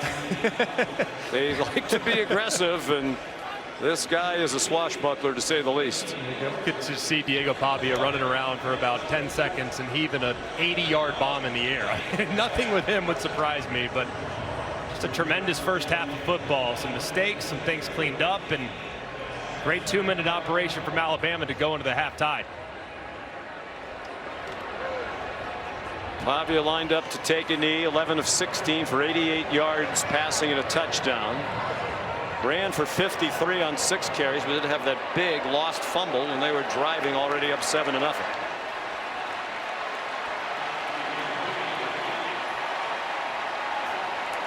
Ty Simpson, 13 out of 18 for 188 and 2 touchdowns. He also threw his first interception of the season, first of his college career.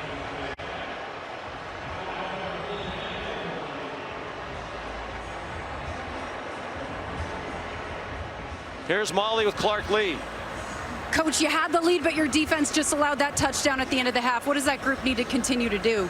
Well, you got to give them credit. They executed on a 2-minute drive. We didn't. I mean, we needed to get pressure on the quarterback and get the ball tackled in bounds, and probably need to tighten up there at the end. But hey, it's a 14-14 game. We get the possession coming out of the half.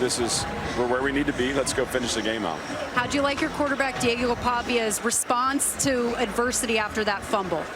Yeah, I mean, we credit to their defense. They got a 3 and out in there too after that. But he's a resilient guy, and the offense did a great job. That actually was a nice complementary sequence where the defense made a stop, forced a punt, and gave us a short field. So that's how we need to play. 3 phases interlocked. There's a lot of football left, and we're going to have fun with it. Thank you, Coach. Thanks so much. Sean. Should be a very entertaining second half. This is no longer less than capable Vanderbilt team against the mighty Alabama squad. These 2 teams look very evenly matched. Let's go to the studio. The State Farm Halftime Report. Here's Kevin. You're watching the SEC on ABC, presented by Burger King. From Bryant-Denny Stadium, Tuscaloosa, Alabama. Battle of 2 ranked teams. Number 16, Vanderbilt, and number 10, Alabama. 7-7 was the score, and we're tied again at 14 after a nifty drive to end the half by Alabama. Ty Simpson threw his first interception of his career on the opening drive for Alabama on a 4th and 1. They went down the field to Vanderbilt, scored a touchdown. They marched down again, looking like they were going to take a 2-score lead. Then Diego Pavia fumbled inside the 10. Alexander has both touchdowns for Vanderbilt, and the Commodores will get the ball first here in the second half. Connor Talty kicks off. It's a touchback. Time now for our all-state good hands play. A couple mistakes and a couple of big moments there in the first half. It started early on a 4th and 1. Kalen DeBoer decides to roll the dice. They call it shot. And Ty Simpson makes an uncharacteristic bad decision to throw it in a tight coverage for his first interception of the year. And then a little later, Vanderbilt trying to take a 2-touchdown lead. He gets the ball stripped out. They responded beautifully, though. Hit Alexander on a shovel pass underneath to give him a 7-point lead before Ty Simpson answers with an incredible end-of-half 2-minute drive to tie this ball game at 14. Diego Pavia has the ball first. Comes out after the play fake, and a nice throw to Junior Sherrill for a first down. 14 yards. Sean McDonough, Greg McElroy. What do you look for in the second half? I think the big thing for Alabama, the safeties and the secondary players have to be better when it comes to filling run gaps. They got gashed a couple times on the ground, also on the shovel passes, because those safeties weren't in the spots they needed to be. Then for Alabama, they got to get back to running the football a little bit. Vanderbilt made some adjustments up front to take away the run game, had success, which opened up the pass.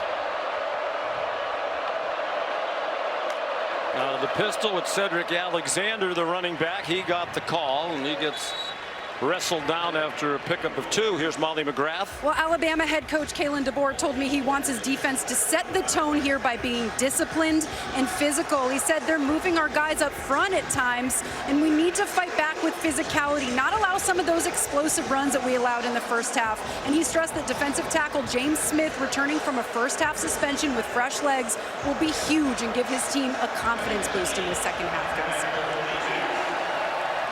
He is not on the field yet. 2nd down and 8.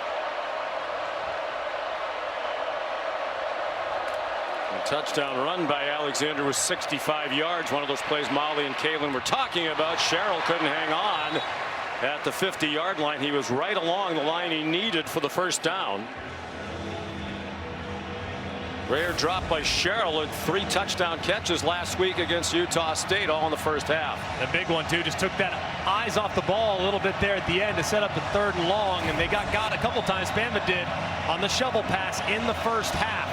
Let's see if Vanderbilt thinks about going to it again. Probably unlikely. You would think the Crimson Tide defensive coaches talked about that. Alexander's the running back. He's now had a receiving and a rushing touchdown in 3 of the last 4 games. They're 3 out of 5 on 3rd down. Pavia wrestled down from behind, short of the first down by about 4 yards. Run down by Kelby Collins. And the punt team will come on for Vanderbilt.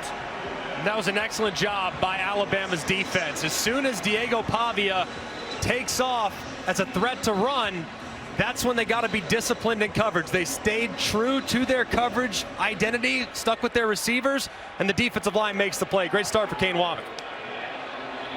2nd punt for Nick Harborer. Cole Adams tackled immediately at the 11-yard line. 49-yard punt. And the tackle made by C.J. Hurd. So Alabama had the ball in the first half for 18 minutes and 23 seconds. That's longer by 31 seconds than they had it for the entire game last year in Nashville when they were upset by the Commodores. You talked to Kalen DeBoer. He stressed the importance of controlling some of the tempo and not leaving their defense on the field too long. They've done a pretty good job with that with their offensive approach today. Jam Miller, the running back. He had 73 yards rushing in the first half. They faked it to him. Here's Josh Cuevas up and over for a first down.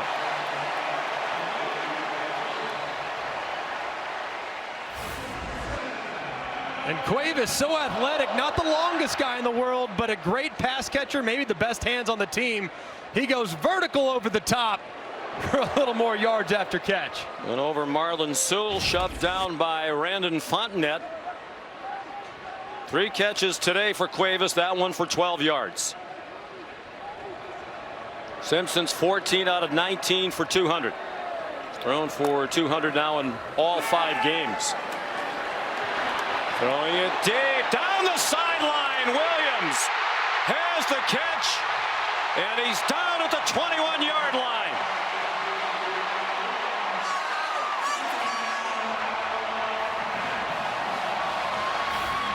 54 yards. They mark him down at the 22. And a great catch here by Ryan Williams. Ball just ever so slightly underthrown. He goes back, makes a guy miss. And Ryan Williams, who's taken some criticism throughout this season because of some drops and inconsistencies, answers with a big play. He's also, as usual, made a number of big catches. The drops aren't for lack of effort. He's always doing extra work with the jugs machine. They've worked with him on keeping his eyes on the ball all the way through the catch. Miller. Tackled by Brian Longwell. I think when it comes to Ryan Williams, too, it's easy to get caught up in some of the low points. But if you just focus on the high points, remember, this young man is still a young player. And young guys are going to have some high highs and some low lows. His highs have been outrageous. He has also had some low lows. At some point, though, as he moves forward, that floor will rise. He's a guy that Kalen DeBoer has tremendous amount of respect for and belief in. Just 18 years old, played all of last season as a 17-year-old. With 48 catches last year. Has 5 today for 98 yards and a touchdown. Jam Miller stopped for no gain. Langston, Patterson, and Jalen Stone there. Steve Gregory, the defensive coordinator. They're on 3rd and 5. Alabama loves to run some option routes with their wide receivers. So you can look in the direction here of Isaiah Horton at the top and Rico Scott. We're going to direct snap it to Jeremy Bernard. Simpson went out wide to the right, and Bernard dropped for a loss. Colby Taylor, the cornerback, transfer from Wyoming, dropped that play for a 3-yard deficit. And a big stop for Steve Gregory and the Commodore defense. The field goal team comes on. And right here, I mean, it's pretty well blocked. Bernard's got to hit this up inside. Instead, he tries to get to the outside. If he just waits for a half second and cuts off that right guard who's pulling around, might have a chance. Talty missed from 47. This is from 38. He's 2 for 2 this year inside of 40. 2 for 5 beyond 40. That one's good. And Alabama takes a 17-14 lead. We're in the 3rd quarter in Tuscaloosa. The national championship trophy presented by Dr. Pepper is here in Tuscaloosa today. This Alabama football program has won 18 national championships. The number 10 in the country at 3-1. Vanderbilt is 5-0. Alabama leads for the first time today after the Talty field goal. Connor's kickoff tumbles down in the end zone. Alabama never led in the loss in Nashville to Vandy last year. Vanderbilt got off to a great start after Ty Simpson threw an interception on 4th down and 1. Commodores took it right down the field in 6 plays, 93 yards. They got the ball back, and in 6 plays moved into the red zone again. Diego Pavia the fumble, and they haven't found anywhere near the same rhythm since. No, and it's because Alabama's done a much better job at the 2nd and 3rd level fitting the run. And so far, the Vanderbilt's passing attack has been okay, but it hasn't resulted in a lot of big plays. A.J. Newberry is in at running back in the pistol. Junior from Grand Prairie, Texas, has been coming back from an ACL injury. Play clock at 1. Newberry leading the way for Pavia, who gets 1, and that's it. In that first quarter, they had 12 plays, 161 yards on the touchdown. Since 20 plays for 75 yards for the Vandy offense. The offensive line really isn't moving the line of scrimmage the way they were early on as well. And it's going to be even more difficult here as they progress into the second half with James Smith, the defensive tackle and all SEC caliber player, returning from the targeting suspension. Newberry stays in. Short set by Pavia. On target to Eli Stowers. And they're going to mark him just short of the first down. It'll be 3rd down and about a foot. Stowers has been pretty quiet. It's only his 2nd catch, and the first one came on the 2nd play of the game. Alabama's done a pretty good job of neutralizing him. And on 3rd and short, you could probably anticipate Diego Pavia's legs being a factor here. 3rd down and inches. The pistol again with Newberry, the running back.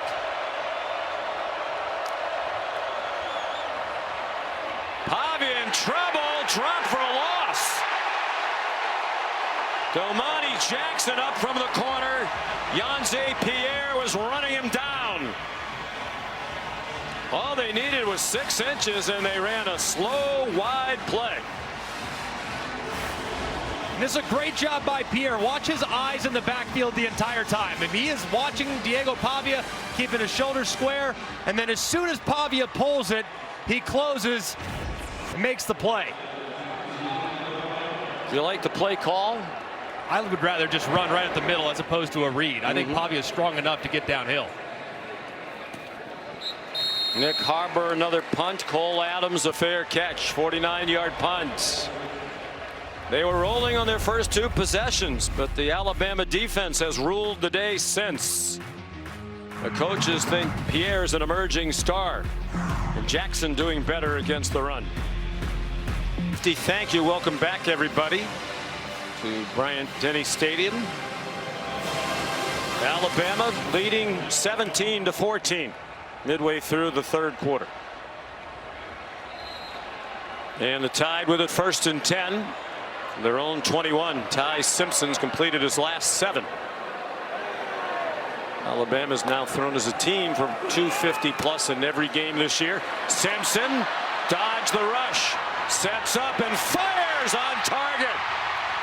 Lazir Brooks to the 49-yard line. 30-yard gain. Again, the athleticism of Simpson making that play happen. Just a great job by Ty Simpson negotiating the rush initially. This is beautiful. Steps up, goes, buys time. But look, he notices that there's a defender out to the outside. So he has to hold up the receiver just a little bit. But to flip his hips, to get that left shoulder around is extremely difficult. First catch of the day for Brooks for 30 yards. True freshman from Millville, New Jersey. Slant doesn't connect with Isaiah Horton.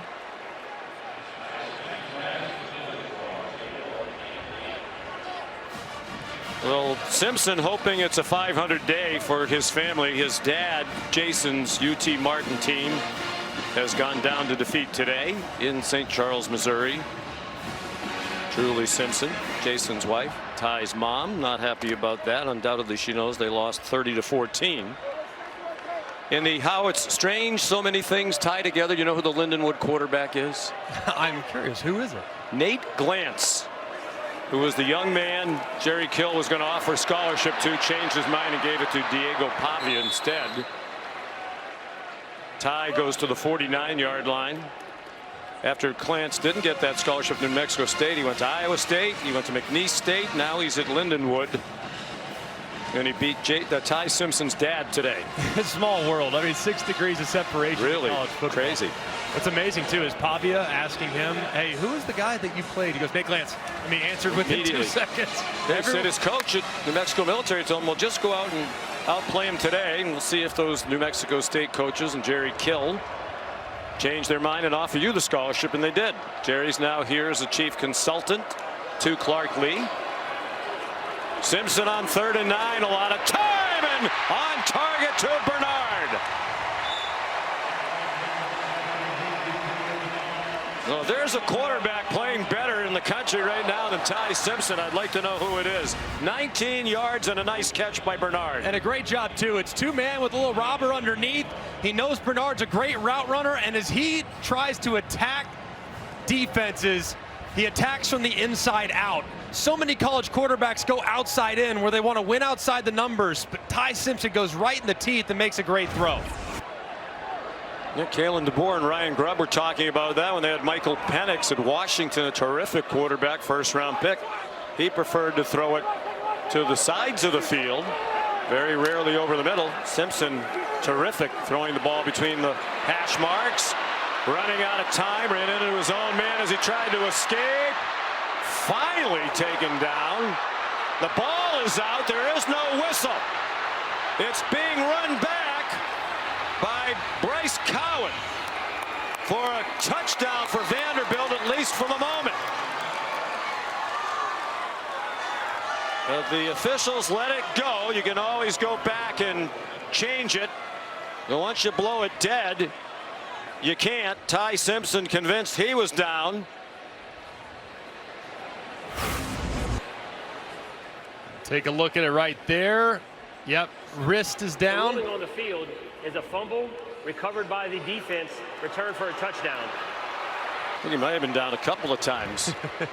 But the officials did it right. That's the right way of doing it. Allow it to uncover, let them score, and then clean it up on the back end. That's the correct way of officiating a play like that. Zaylen Wood tripped him up.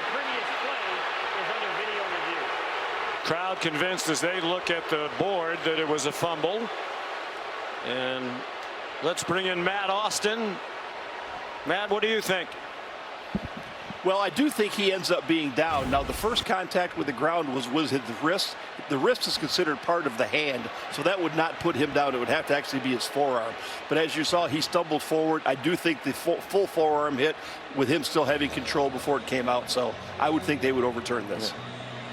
And the ball didn't come out till his forearm hit the ground. So he should be down. They'll have to figure out where to spot it. But what a competitor he is. And by the way, a newcomer is a New York Yankee fan. Walked into our meeting yesterday in a Yankee t-shirt. I said, how long have you been a Yankee fan? So just a couple months. He went to New York with his dad on a quick trip in July before they both had to get to camp. Went to Yankee Stadium, had a chance to meet Aaron Boone and Aaron Judge. Said he was always a Derek Jeter fan after having seen a documentary about him. He was getting teased for being a couple of his friends called him a fake Yankee fan in our presence. After video review, the runner's right forearm was down in possession.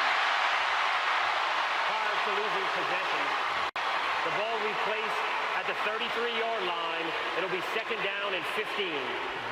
He took a lot of heat for wearing that Yankee shirt. I just wonder, I wanted to ask him as one of our questions, had the Red Sox won Game 3, would he have been rocking a Red Sox shirt? But I didn't feel like that. You're a Red Sox guy, Sean. Yes. You know, maybe apparently maybe he's a bit of a fair weather fan. I did not start becoming a Red Sox fan in late July. July 28th was not the time? No. Ty's quite a bit younger than I am. So it goes as a third sack for Vanderbilt. For a 3-yard loss. Kevin Riley's the running back now. The tight bunch formation to the right. Probably wouldn't try a field goal from here. Nearing 4 minutes to go in the third quarter. Simpson on target. Isaiah Horton inside the 25-yard line. Pushing and shoving at the end of the play. Back behind the line of scrimmage. Zaylen Wood and Gino Vandermark being separated. It's a 9-yard gain. Simpson's trying to get them lined up at the 24. They need 6 on this third down. They're giving him a lot of freedom at the line of scrimmage to make checks and adjustments. Probably going to motion Jam Miller back in here, I would assume. Here he comes. It's Kevin Riley. Kevin Riley, excuse me. They like him in the passing game on third down. Vanderbilt showing pressure, so you could beat it potentially with a sprint to the right. Simpson. Riley stayed in the block.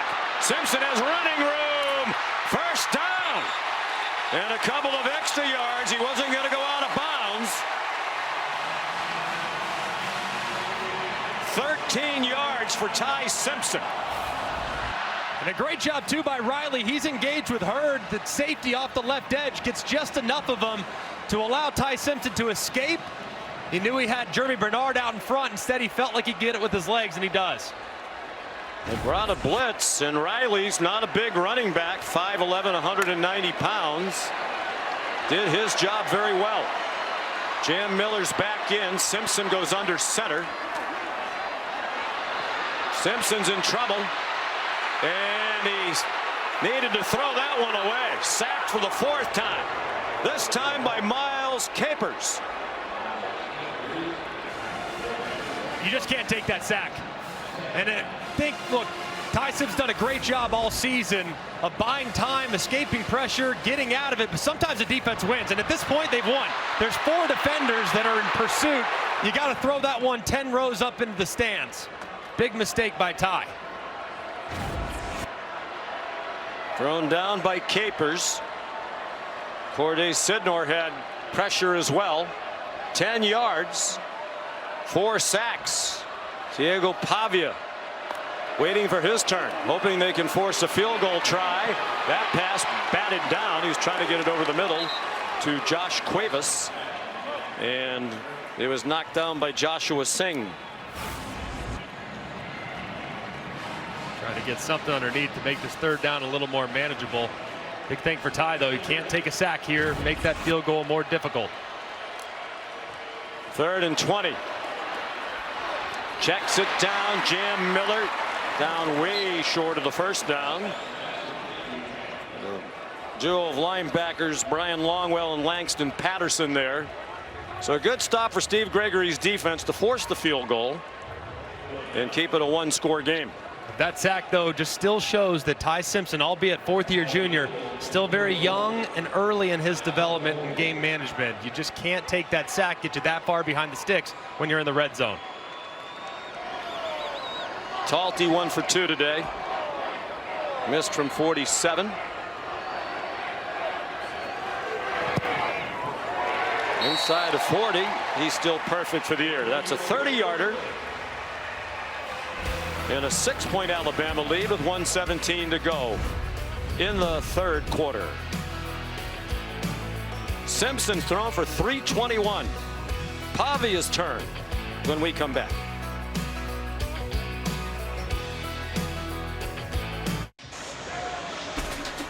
Mario Cristobal and the Miami Hurricanes arriving to Oak Campbell Stadium in Tallahassee for their rivalry game with number 18 Florida State. In his 4th season now, he has them 4-0. They've made some progress, but Hurricanes fans want more. Connor Talty the kickoff, and it's a touchback. Diego Pavia's had some good moments today. It started early on the ground. The misdirection's just a thing of beauty. You roll that running back out to the left, look at him, little cute counter with a lot of green grass out in front. Very nicely done. Then the RPO's been pretty good as well. See those 2 defenders sneak into the backfield, assuming run. He throws it right behind them. It's been pretty efficient, but there hasn't been the big play. They feel like they're much more explosive this year, but it hasn't materialized against this defense. At some point, they got to take a shot. They've done very little since the first 2 drives. Pavia. You think that was a design run? That was kind of like a quarterback draw RPO. So he drops back. You have a guy wide. You also have a guy on the hitch. So if they come up and take the quarterback, you throw it at the hitch. But so far, Alabama, big priority in this game is to be sticky in coverage and don't overreact to him taking off. And they've made plays inside the box because of it. One of the things Kane Womack emphasized with the defense, don't go for that pump fake, jump in the air, just get a hand up in case he does throw it. On 2nd and 7, final seconds of the quarter. Pavia got it off through the traffic. Richie Hoskins, a first down to the 41-yard line, 13 yards. They don't have to snap it again. And they might not as they're going into the huddle. This is one area where I do think Diego Pavia has grown so much. Last year, if the first play wasn't there, he'd take off and run and try to create the big play. Now he's being a little more methodical, and you have to respect the underneath and the downfields. Will they get it off before the end of the quarter? No. 2 field goals for Alabama in the 3rd quarter. Take a 6-point lead into the 4th. ESPN's presentation of college football on ABC will return after this message and a word from our ABC stations.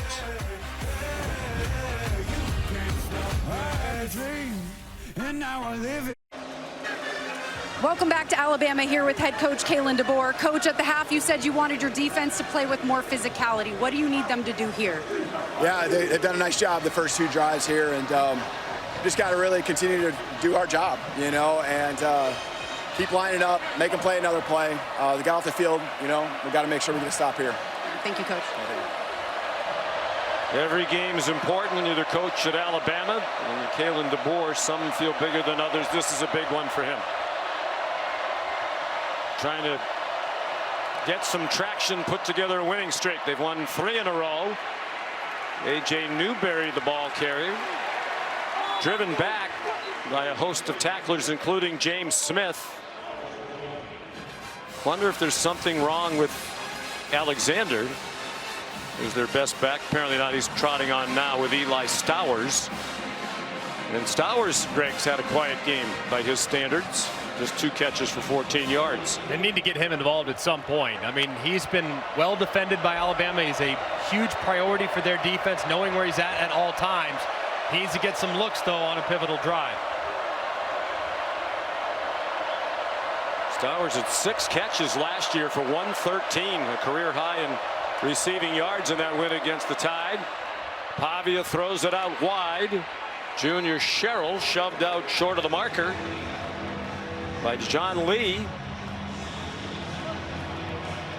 Gain of 7, 3rd down and 2, a minute into the 4th quarter. Got to be thinking if you're Tim Beck, it's one of 2 people. It's Diego Pavia's legs, but not off read. It's downhill. Or it's Eli Stowers off something underneath. Stowers not being on the game, got to be thinking it's Pavia's legs. Or Alexander behind him in the pistol. 3 out of 7 on 3rd down. They had that disastrous 3rd down moments ago on his 3rd and inches. Pavia after the fake has a receiver wide open. Cole Spence dragged down by Bray Hubbard. Great call by Tim Beck. And Spence went down to the 17-yard line. The 33-yard gain. And this is the exact same play that Vanderbilt ran earlier, except they went with the quarterback read. This time they go with the play action off of it. Last time Bama stopped Pavia behind the line of scrimmage. Same look, same everything, except this play action. It's perfectly designed and executed by the Doors. Spence had 1 catch for Clark Lee all season prior to today's at 2 for 45 yards. They're at the 17. Cedric Alexander on the left hip of Pavia. Pavia over the middle, intercepted, threw it into traffic, and it got picked off by Keon Sabb.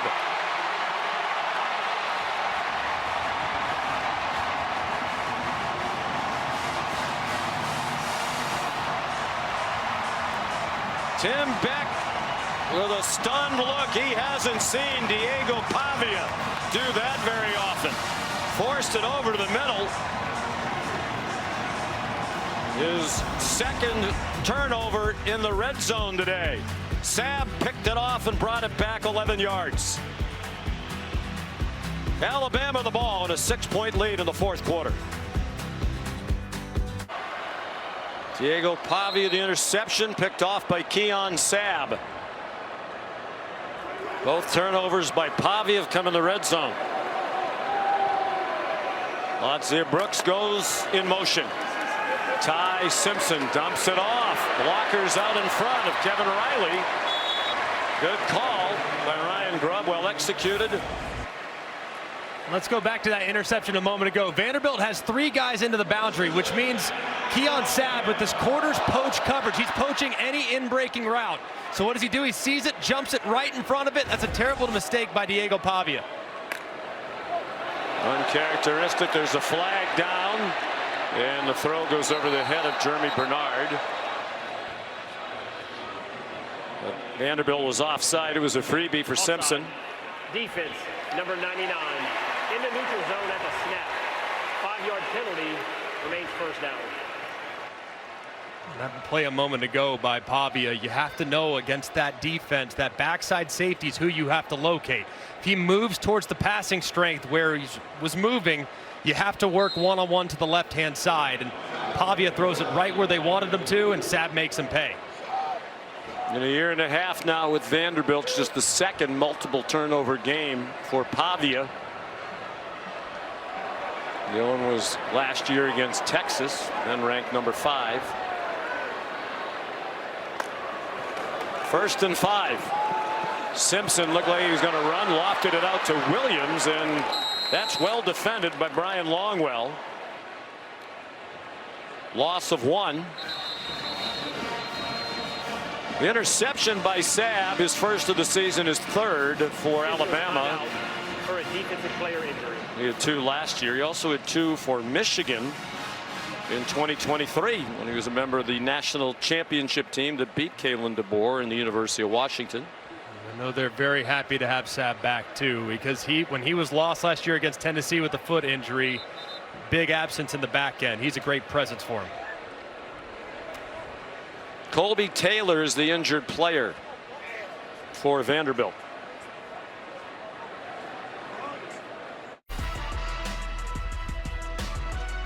Spirited game. A lot of emotion coming in after Vandy's upset win against Alabama last year. Last year, Vanderbilt dominated the time of possession over 42 minutes. Today, a significant edge for Alabama. 3 for 3 in the red zone, while Diego Pavia has had 2 critical red zone turnovers. Colby Taylor helped off, favoring his left leg. Their starting cornerback is in the tent. 2nd and 5 for Alabama, up by 6, nearing 11.5 to go. Simpson dunked it off. Rico Scott hit hard along the sideline by Dante Carter.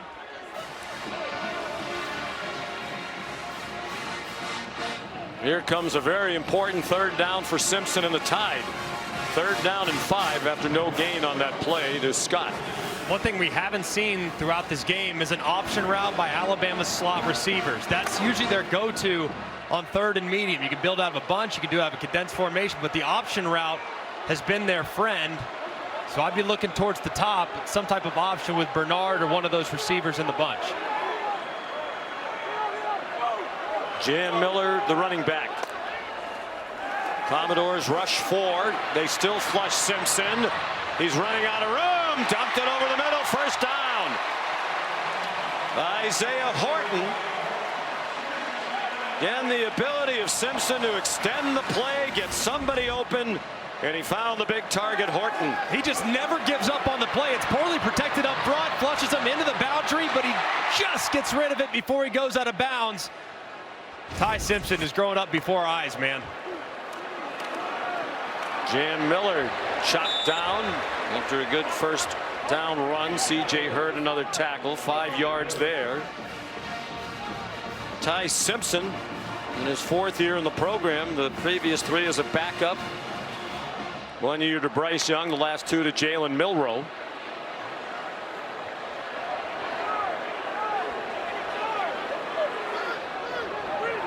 He has become a leader of this team.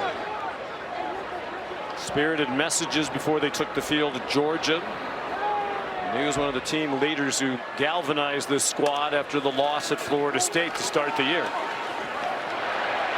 Good job by Miller, able to stay on his feet. And they're going to mark him about a foot short of the 1st down. Another tackle for Jalen Stone, who's played very well in the middle of that Vanderbilt defense, junior from Decatur, Georgia. They're lining up quickly. They put Simpson under center. They found a crease off left tackle for a 1st down to the Vandy 44. That was a really heads-up play by Ty Simpson. Vandy stopping the QB sneak.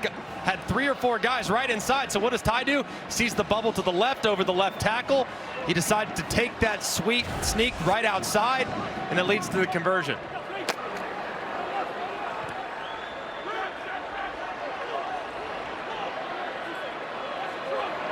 8:45 on the clock running. They've taken nearly 4 minutes off the clock on this possession. I wonder at some point, does Bama go for the jugular with a double move and try to throw it deep? Miller. The Vandy defense starting to look a little bit tired, not doing a good job getting off blocks. Over 32 minutes time of possession now for Alabama. And Miller's up to 92 yards on 15 carries. A field goal would be enormous.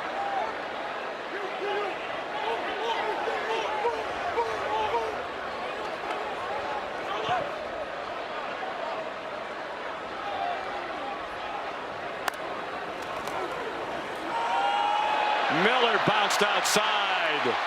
1st down at the 30-yard line. Jalen Lackey made the tackle, the cornerback. 9 yards. That gets Miller up to 102. This is a great job by Jan Miller. You'll see the defensive end work inside. He bounces it to the outside. This is beautifully done. Kind of sets him up, very patient. Boom, right to the outside where there's a lot of room.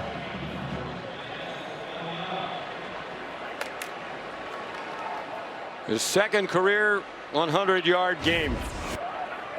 Had 140 against USF last year.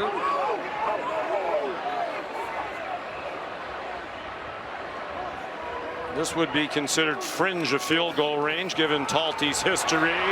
Riley weaves his way. He's down at the 22, banged down by Nick Rinaldi. But 7 more.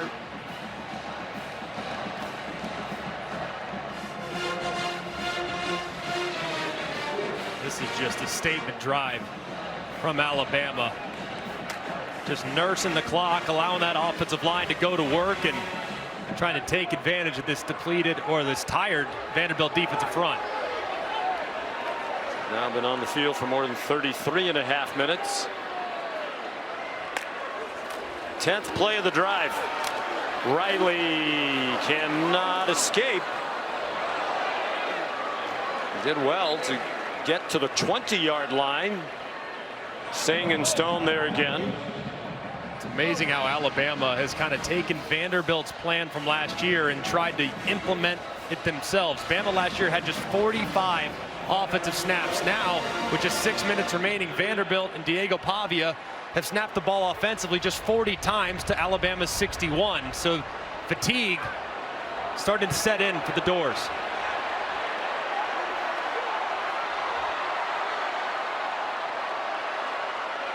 Lots of maneuvering. Simpson runs under center.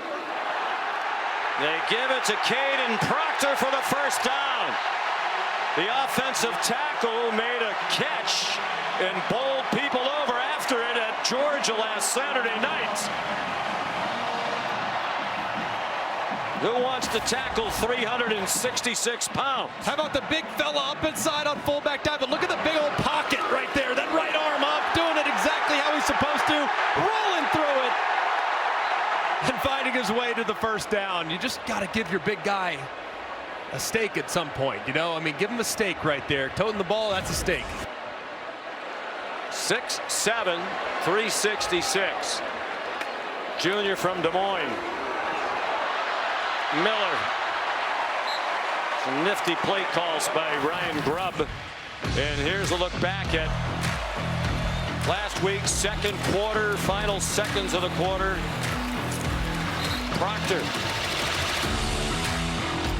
to the 2-yard line from the 13. They scored a touchdown on the next play.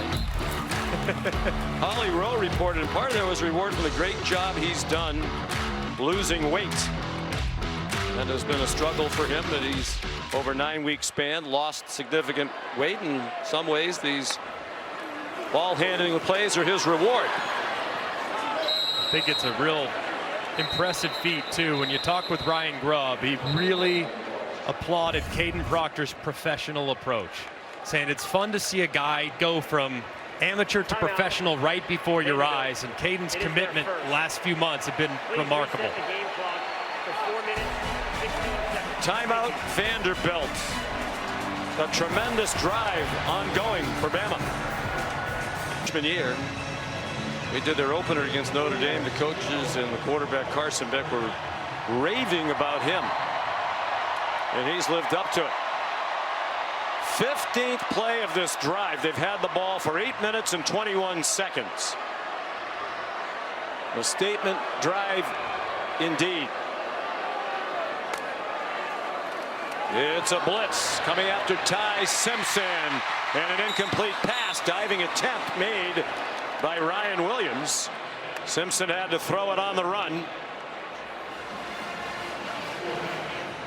Here is a huge field goal attempt upcoming for Connor Talty.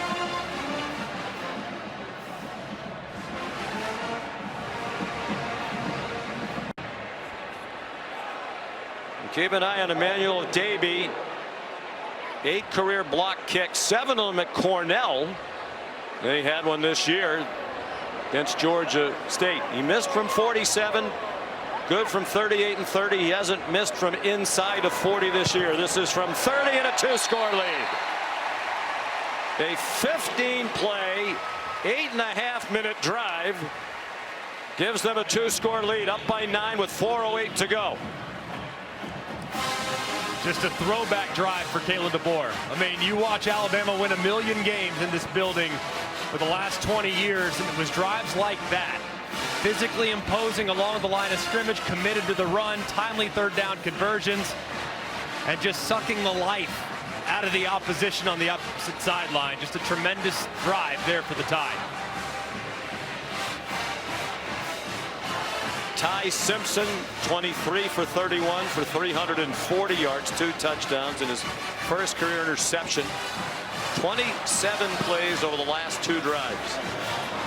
They had the ball for just about 14.5 minutes in that span. Talty will kick off to Trey Richardson.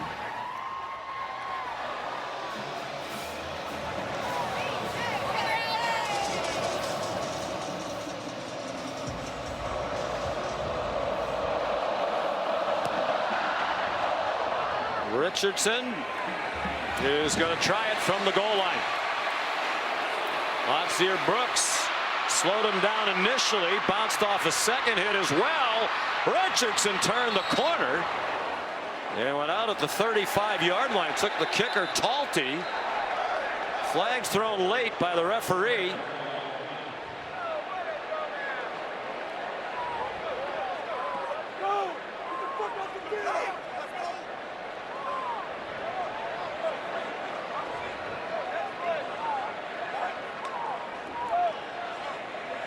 In a low penalty game, something we haven't said very often this year. Personal foul, unnecessary roughness, receiving team number 92. The penalty will be enforced half the distance to the goal from the spot of the foul, first down. And that's a huge penalty. Instead of starting at the 35, down by 2 scores, the ball's coming back inside the 20. Jalen Stone's had a very nice game. They had a lot of tackles in the middle of that defense. But that's a killer. Just a completely unnecessary decision there by Stone. Way behind the play, going out of his way to try to take out an Alabama player, and he cost his team. Just a critical error. 2 timeouts and the 2-minute timeout for Vanderbilt. Alabama's going to lose a timeout on defense. We'll show you exactly what Stone did, and this is him as he's engaged right there. He actually came from way out of the picture and got about a 20-yard head start to create that contact, and it's just completely unnecessary. And Vanderbilt, known for being so disciplined, so well coached, a very uncharacteristic mistake there for a key defender. Clark Lee let him have it. Now I think he's trying to pick the young man up again. He's clearly very emotional.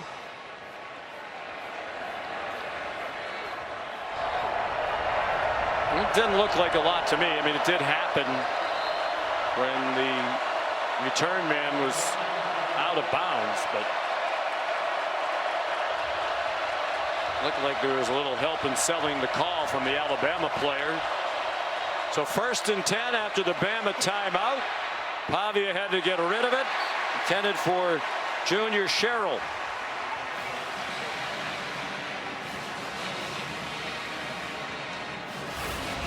We'll go back one more time. This is the running start right here. Watch him out of his way, way behind the play, and delivers a big hit. It's completely unnecessary, and the official was all over it.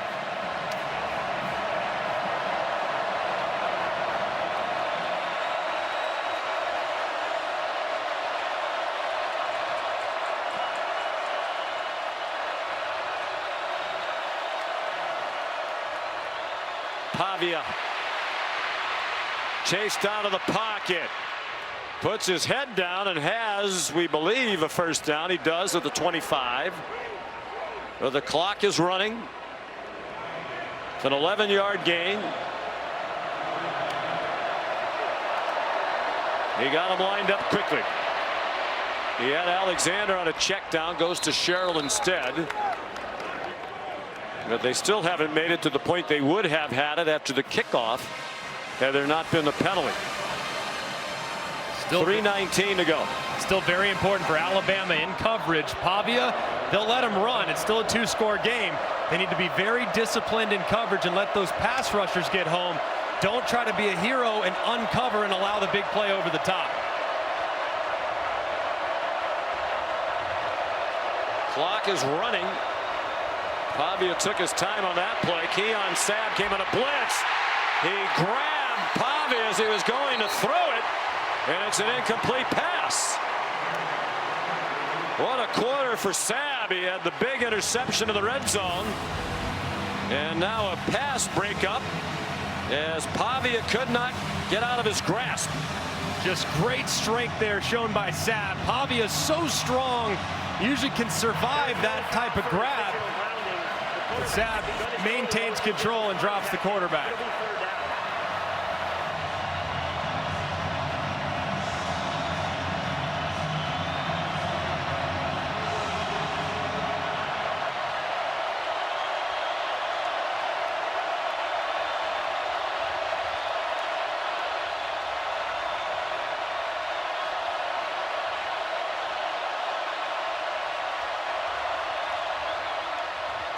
On 3rd down and 5, he has a man open, and it is caught, said the officials, by Trey Richardson.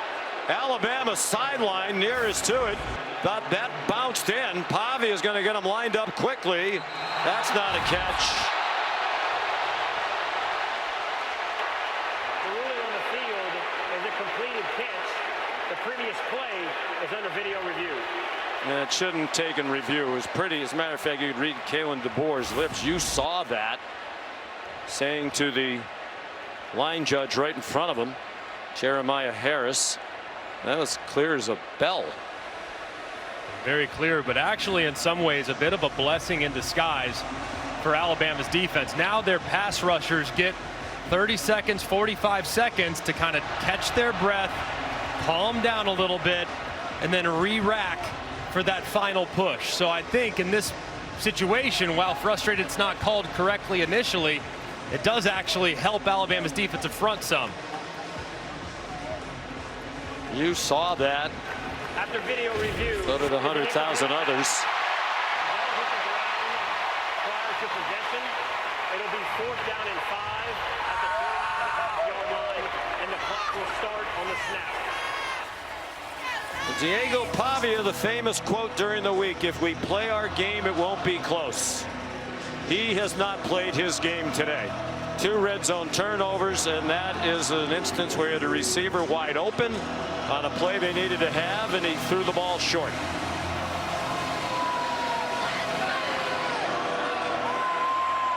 Opportunity to end the game now for Alabama. This is where your pass rushers have to shine. Keep an eye on Yonze Pierre, 42. Alexander, the running back. Last chance for Pavia and Vanderbilt. Sabb, another blitz. Diego throws another interception. There is a flag down. Xavier Mincy bringing it back. Then he gets hit out of bounds by Bryce Henderson, the tackle.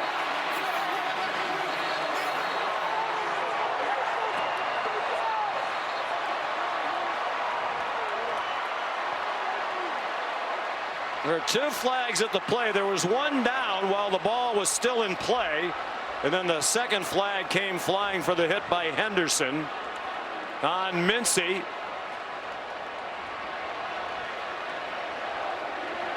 Now, I guess in that instance, Greg, you can't blame Pavia. I mean, it's 4th down. You got to throw it someplace. You have to make a play, take a chance. There are fouls on each team during the play. Prior to the pass, holding. Defense number 14. That 10-yard penalty will be enforced from the previous spot and includes a 1st down. After the play, personal foul, unnecessary roughness, passing team number 55. The 15-yard penalty will be enforced after enforcing the defensive hold, 1st down Vanderbilt.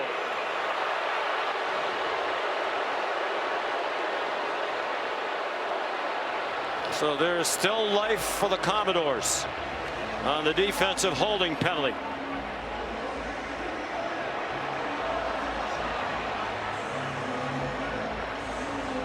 I think they might have called the wrong number because it looked like it might have been Mincy who was the one that ultimately made the play. It looked like might have grabbed the jersey as the receiver was trying to break free, but in return, the late hit backs Vandy up again.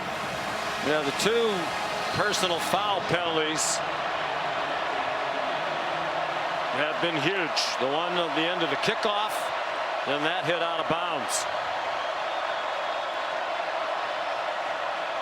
They have the ball, but they're back on the 25-yard line and running out of time. 2.5 minutes to go. Richardson, transfer from Division II Washburn in Kansas, gets 6. Justin Jefferson, another tackle. Pavia gets them lined up quickly. The dink and dunk isn't going to get it done. He has Stowers running down the middle of the field. Went over his head and threw it to Hoskins instead. Too high for him. Trey Kirkpatrick Jr. part of the coverage. They had plenty of crimson shirts around the Vanderbilt receivers.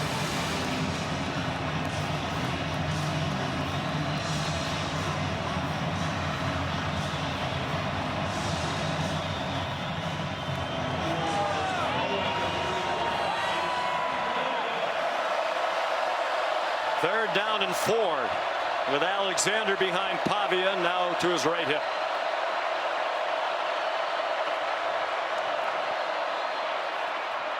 Stowers the catch. They get the first down, get a fresh set of downs, and that'll get them to the 2-minute stoppage. This is the 2-minute timeout. 8-yard gain. They've had it for 8 plays on this drive. They've moved it only 25 yards. 9-point lead for Bama.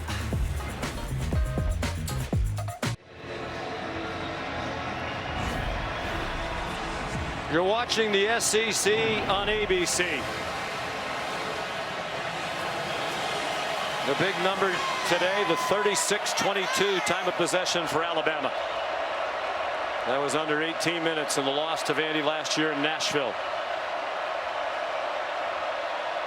1st and 10, Vanderbilt down by 9 with 2 minutes to go from their own 39. Pavia taken down by Justin Jefferson.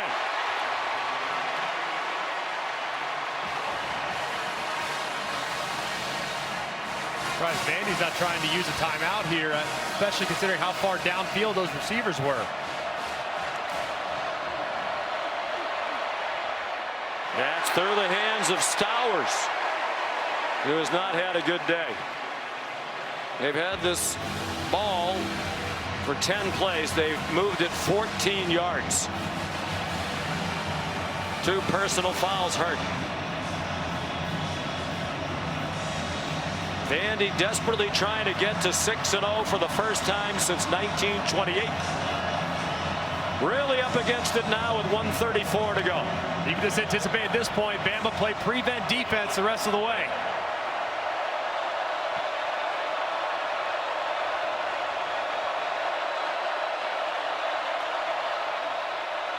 Third down, 21. Pavia throws on the run, and it's broken up and almost intercepted by Zabian Brown. Looked like Brown was going to secure it, but Richardson does a great job throwing a shoulder in there to dislodge the football.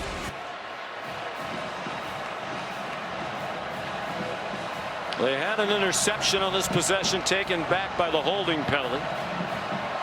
Very nearly had another. And again, a last play for Vanderbilt if they don't convert. Pavia is 3 for his last 12 for 19 yards and an interception. Alabama back deep in coverage. They got close to him with a 4-man rush, and Stowers couldn't make the catch.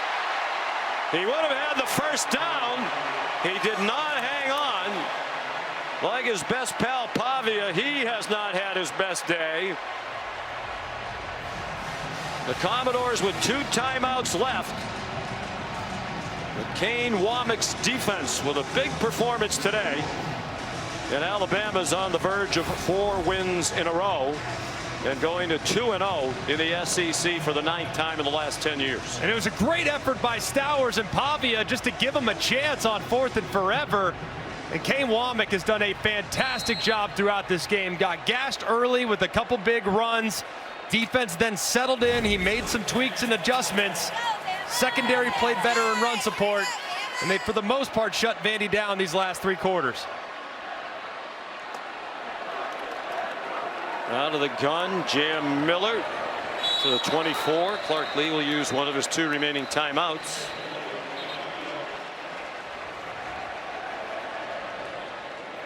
Timeout, Vanderbilt. The reality has set in on the Vanderbilt sideline. Here are the Capital One college football rankings entering today. Coming up as soon as we're finished here, on to Tallahassee at the bottom of the hour for Miami and Florida State. That game is now over at the Coliseum. Penn State has lost 42-37. So back-to-back losses. Alabama will move ahead of them. Texas is also trailing at Florida. Johnny Manziel with some advice for Diego Pavia. They were okay with him being brash and saying what he said, but you have to back it up. He didn't back it up today. No, he didn't. Did not have his best stuff whatsoever. That young man's a warrior. Fully expect him to bounce back in a big way, but to beat the Tide in Tuscaloosa, you have to be at your best, and he wasn't. Jam Miller. Vandy will use its last timeout. Well, he was backing it up at the beginning of the game. They went on a 93-yard drive, led 7-0. They were driving again on their second possession. They were in the red zone, but he fumbled, and that's really when the game turned. Threw an interception later to Keon Sabb. 19 of 33 for 183. 1 interception, 1 fumble lost. He threw a touchdown. He rushed for 58.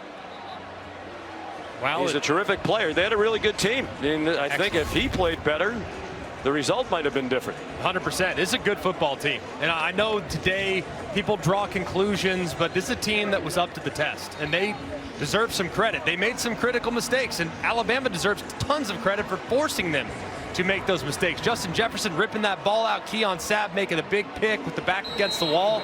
Bama made the plays, Vandy didn't, but this Vandy team's not going anywhere under Clark Lee. They'll be a tough out for everybody all year.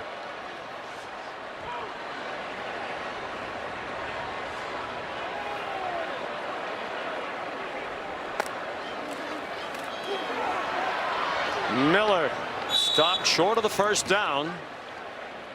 I would think you go for this. You wouldn't risk a field goal, risk a block. Even if you don't get it, you're still up by 2 scores. They have no timeouts. They're going to have no time on the clock. So the offense is going to stay out there. Well, you live here. You played here. What's the temperature now of Kalen DeBoer? I think people are starting to see the fruits of the team's labor. And I think they're starting to see, hey, it's a team that can go and compete and play with anybody. And I think since the Florida State game, which was a rude awakening for everybody, the response has been tremendous. The edge that you've referenced throughout the show, Sean, has been tremendous as well. And they have an inspired team with a great leader and a great coach and a quarterback that's playing as well as anybody in college football right now. Well, Ty Simpson said, and we asked him, does it bother you and your teammates, the heat that Kalen DeBoer is getting? He said, well, it would have happened to anybody who replaced Nick Saban. He said people doubt him because he's not Coach Saban. People are doubting us, and we really have just tried to block it all out. We're playing for each other and for ourselves. And I think back to what the great Bill Parcells used to say all the time: you are what your record says you are. If this stays in the win column, Kalen DeBoer as a head coach is going to be 117 wins and 17 losses. Even more impressively, his performances against AP ranked teams. Well, he's going to go to 13-2, which is the best winning percentage of all time in ranked against ranked matchups. And one of those losses was the national championship to an incredible Michigan team, and another was at Fresno. The guy can flat out coach ball. He sure can. And he's a great person, and he's going to have a touchdown from Jam Miller.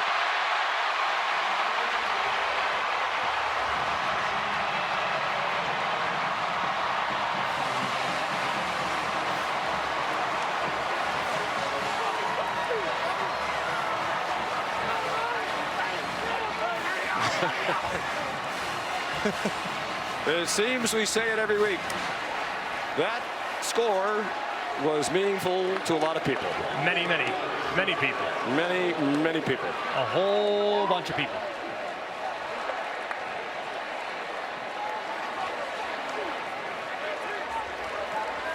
What a day for Jam Miller. With that touchdown, he's at 136 yards, just 4 shy of his career high.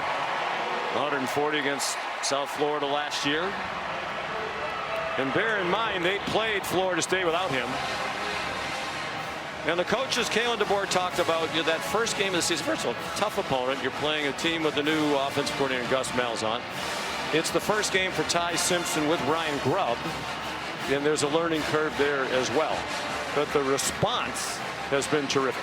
Outstanding. And it's not what happens, it's how you respond. And that's been the rallying cry for the team. And look, the Florida State game was a tough game. That's an inspired opponent that had that game circled for 2 years against a great quarterback, a really good offensive coordinator in Gus Malzahn, and a really good coach in Mike Norvell in a hostile setting. So this, I think, has been tremendous these last few games to see how this team has rallied together, ignored the outside noise, and focus on the task at hand. That's performing at a high level. Simpson was terrific. I do think the biggest play of the game was made by Justin Jefferson when he ripped the ball away from Pavia. When it looked like at the very least Vanderbilt would be ahead 10-0, perhaps even 14-0. The whole game changed on that play. And it would have been interesting to see what the crowd was like had that game gone to 10-0 or 14-0. I think one other thing too about this Alabama team is in the past, last year and especially against Florida State, the initial response to getting punched was not great. Well, they got punched today, and the response has been outstanding even throughout this game, which says a lot about how this team has grown and matured. Well, last year the loss to Vanderbilt sent them into a spin of mediocrity. We wound up after that 4-0 start finishing 5-4 with some really poor performances. Alexander tackled immediately by Nakai Hill-Green, and Vanderbilt not in any big hurry.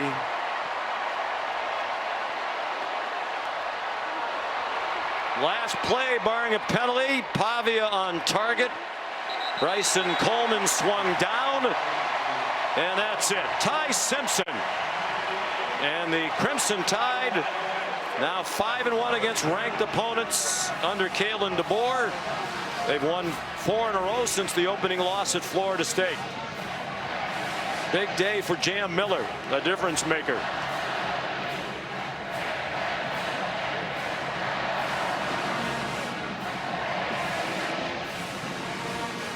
You know, we talk about Pavia saying what he said. He was being true to himself. Yeah.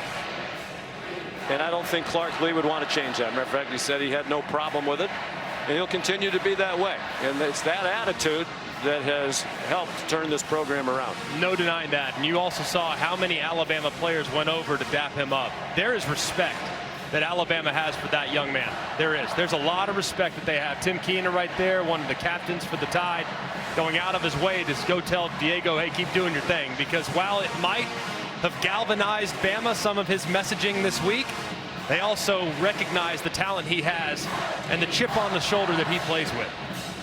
How much more could his comments really have galvanized them? I mean, they lost to this team last year. Clark Lee showing his respect for Ty Simpson. Deservedly so. Ty Simpson is vaulting to the top of a lot of Heisman lists, and he's with Molly. Thank you, Sean. Ty, running back Jam Miller with that touchdown to seal it, over 100 yards rushing today. What kind of physicality did you see from the line of scrimmage in the run game today? Yeah, you know, we challenged the guys up front all week, right? You know, everybody was like, they can't run the ball, they can't run the ball. Well, you know, we ran for over 100 yards a night, man. The guys up front did such a good job. You know, really proud of Jam and Kevin, the way they run. But all credit to those guys up front. We couldn't have done it without them, and, you know, I'm really, really proud, and we just got to do it again next week. Vanderbilt punched early early, but you guys certainly punched back. What kind of maturity did you see out of yourself in this group? Yeah, you know, I say all the time, right? Like, our group is resilient, you know, through all the stuff that we've been through. And I told them on the sideline, like, hey, it's going to be a heavyweight fight, man. You know, we got to keep punching. Mr. Man! We got to keep punching. You know, they're a good team, and in the SEC, right? You know, every week's a hard week. We'll see those guys again. I mean, just a ton of respect for those guys, but a ton of respect for my teammates. Your defense with timely turnovers that changed this game. How motivated was that group today? All week, man. They were so motivated. I'm so happy and so proud of them. You know, Coach Womack did such a good job in the defensive staff. D-Law and Tim Keenan, hey, appreciate it, man. Appreciate it. Thanks. You know, they challenged them all week. You know, we told them, like, last week or last year, right, you know, is gone, but it's never forgotten. We knew how, you know, we came, but we're going to make sure that, you know, that doesn't happen again. Congrats on the win. Thank you. God bless. Sean. Likable young man, first year as a starter. He's become a team leader and one of the best quarterbacks in the country. Alabama starting to look like Alabama again. 486 yards of offense, big plays by the defense.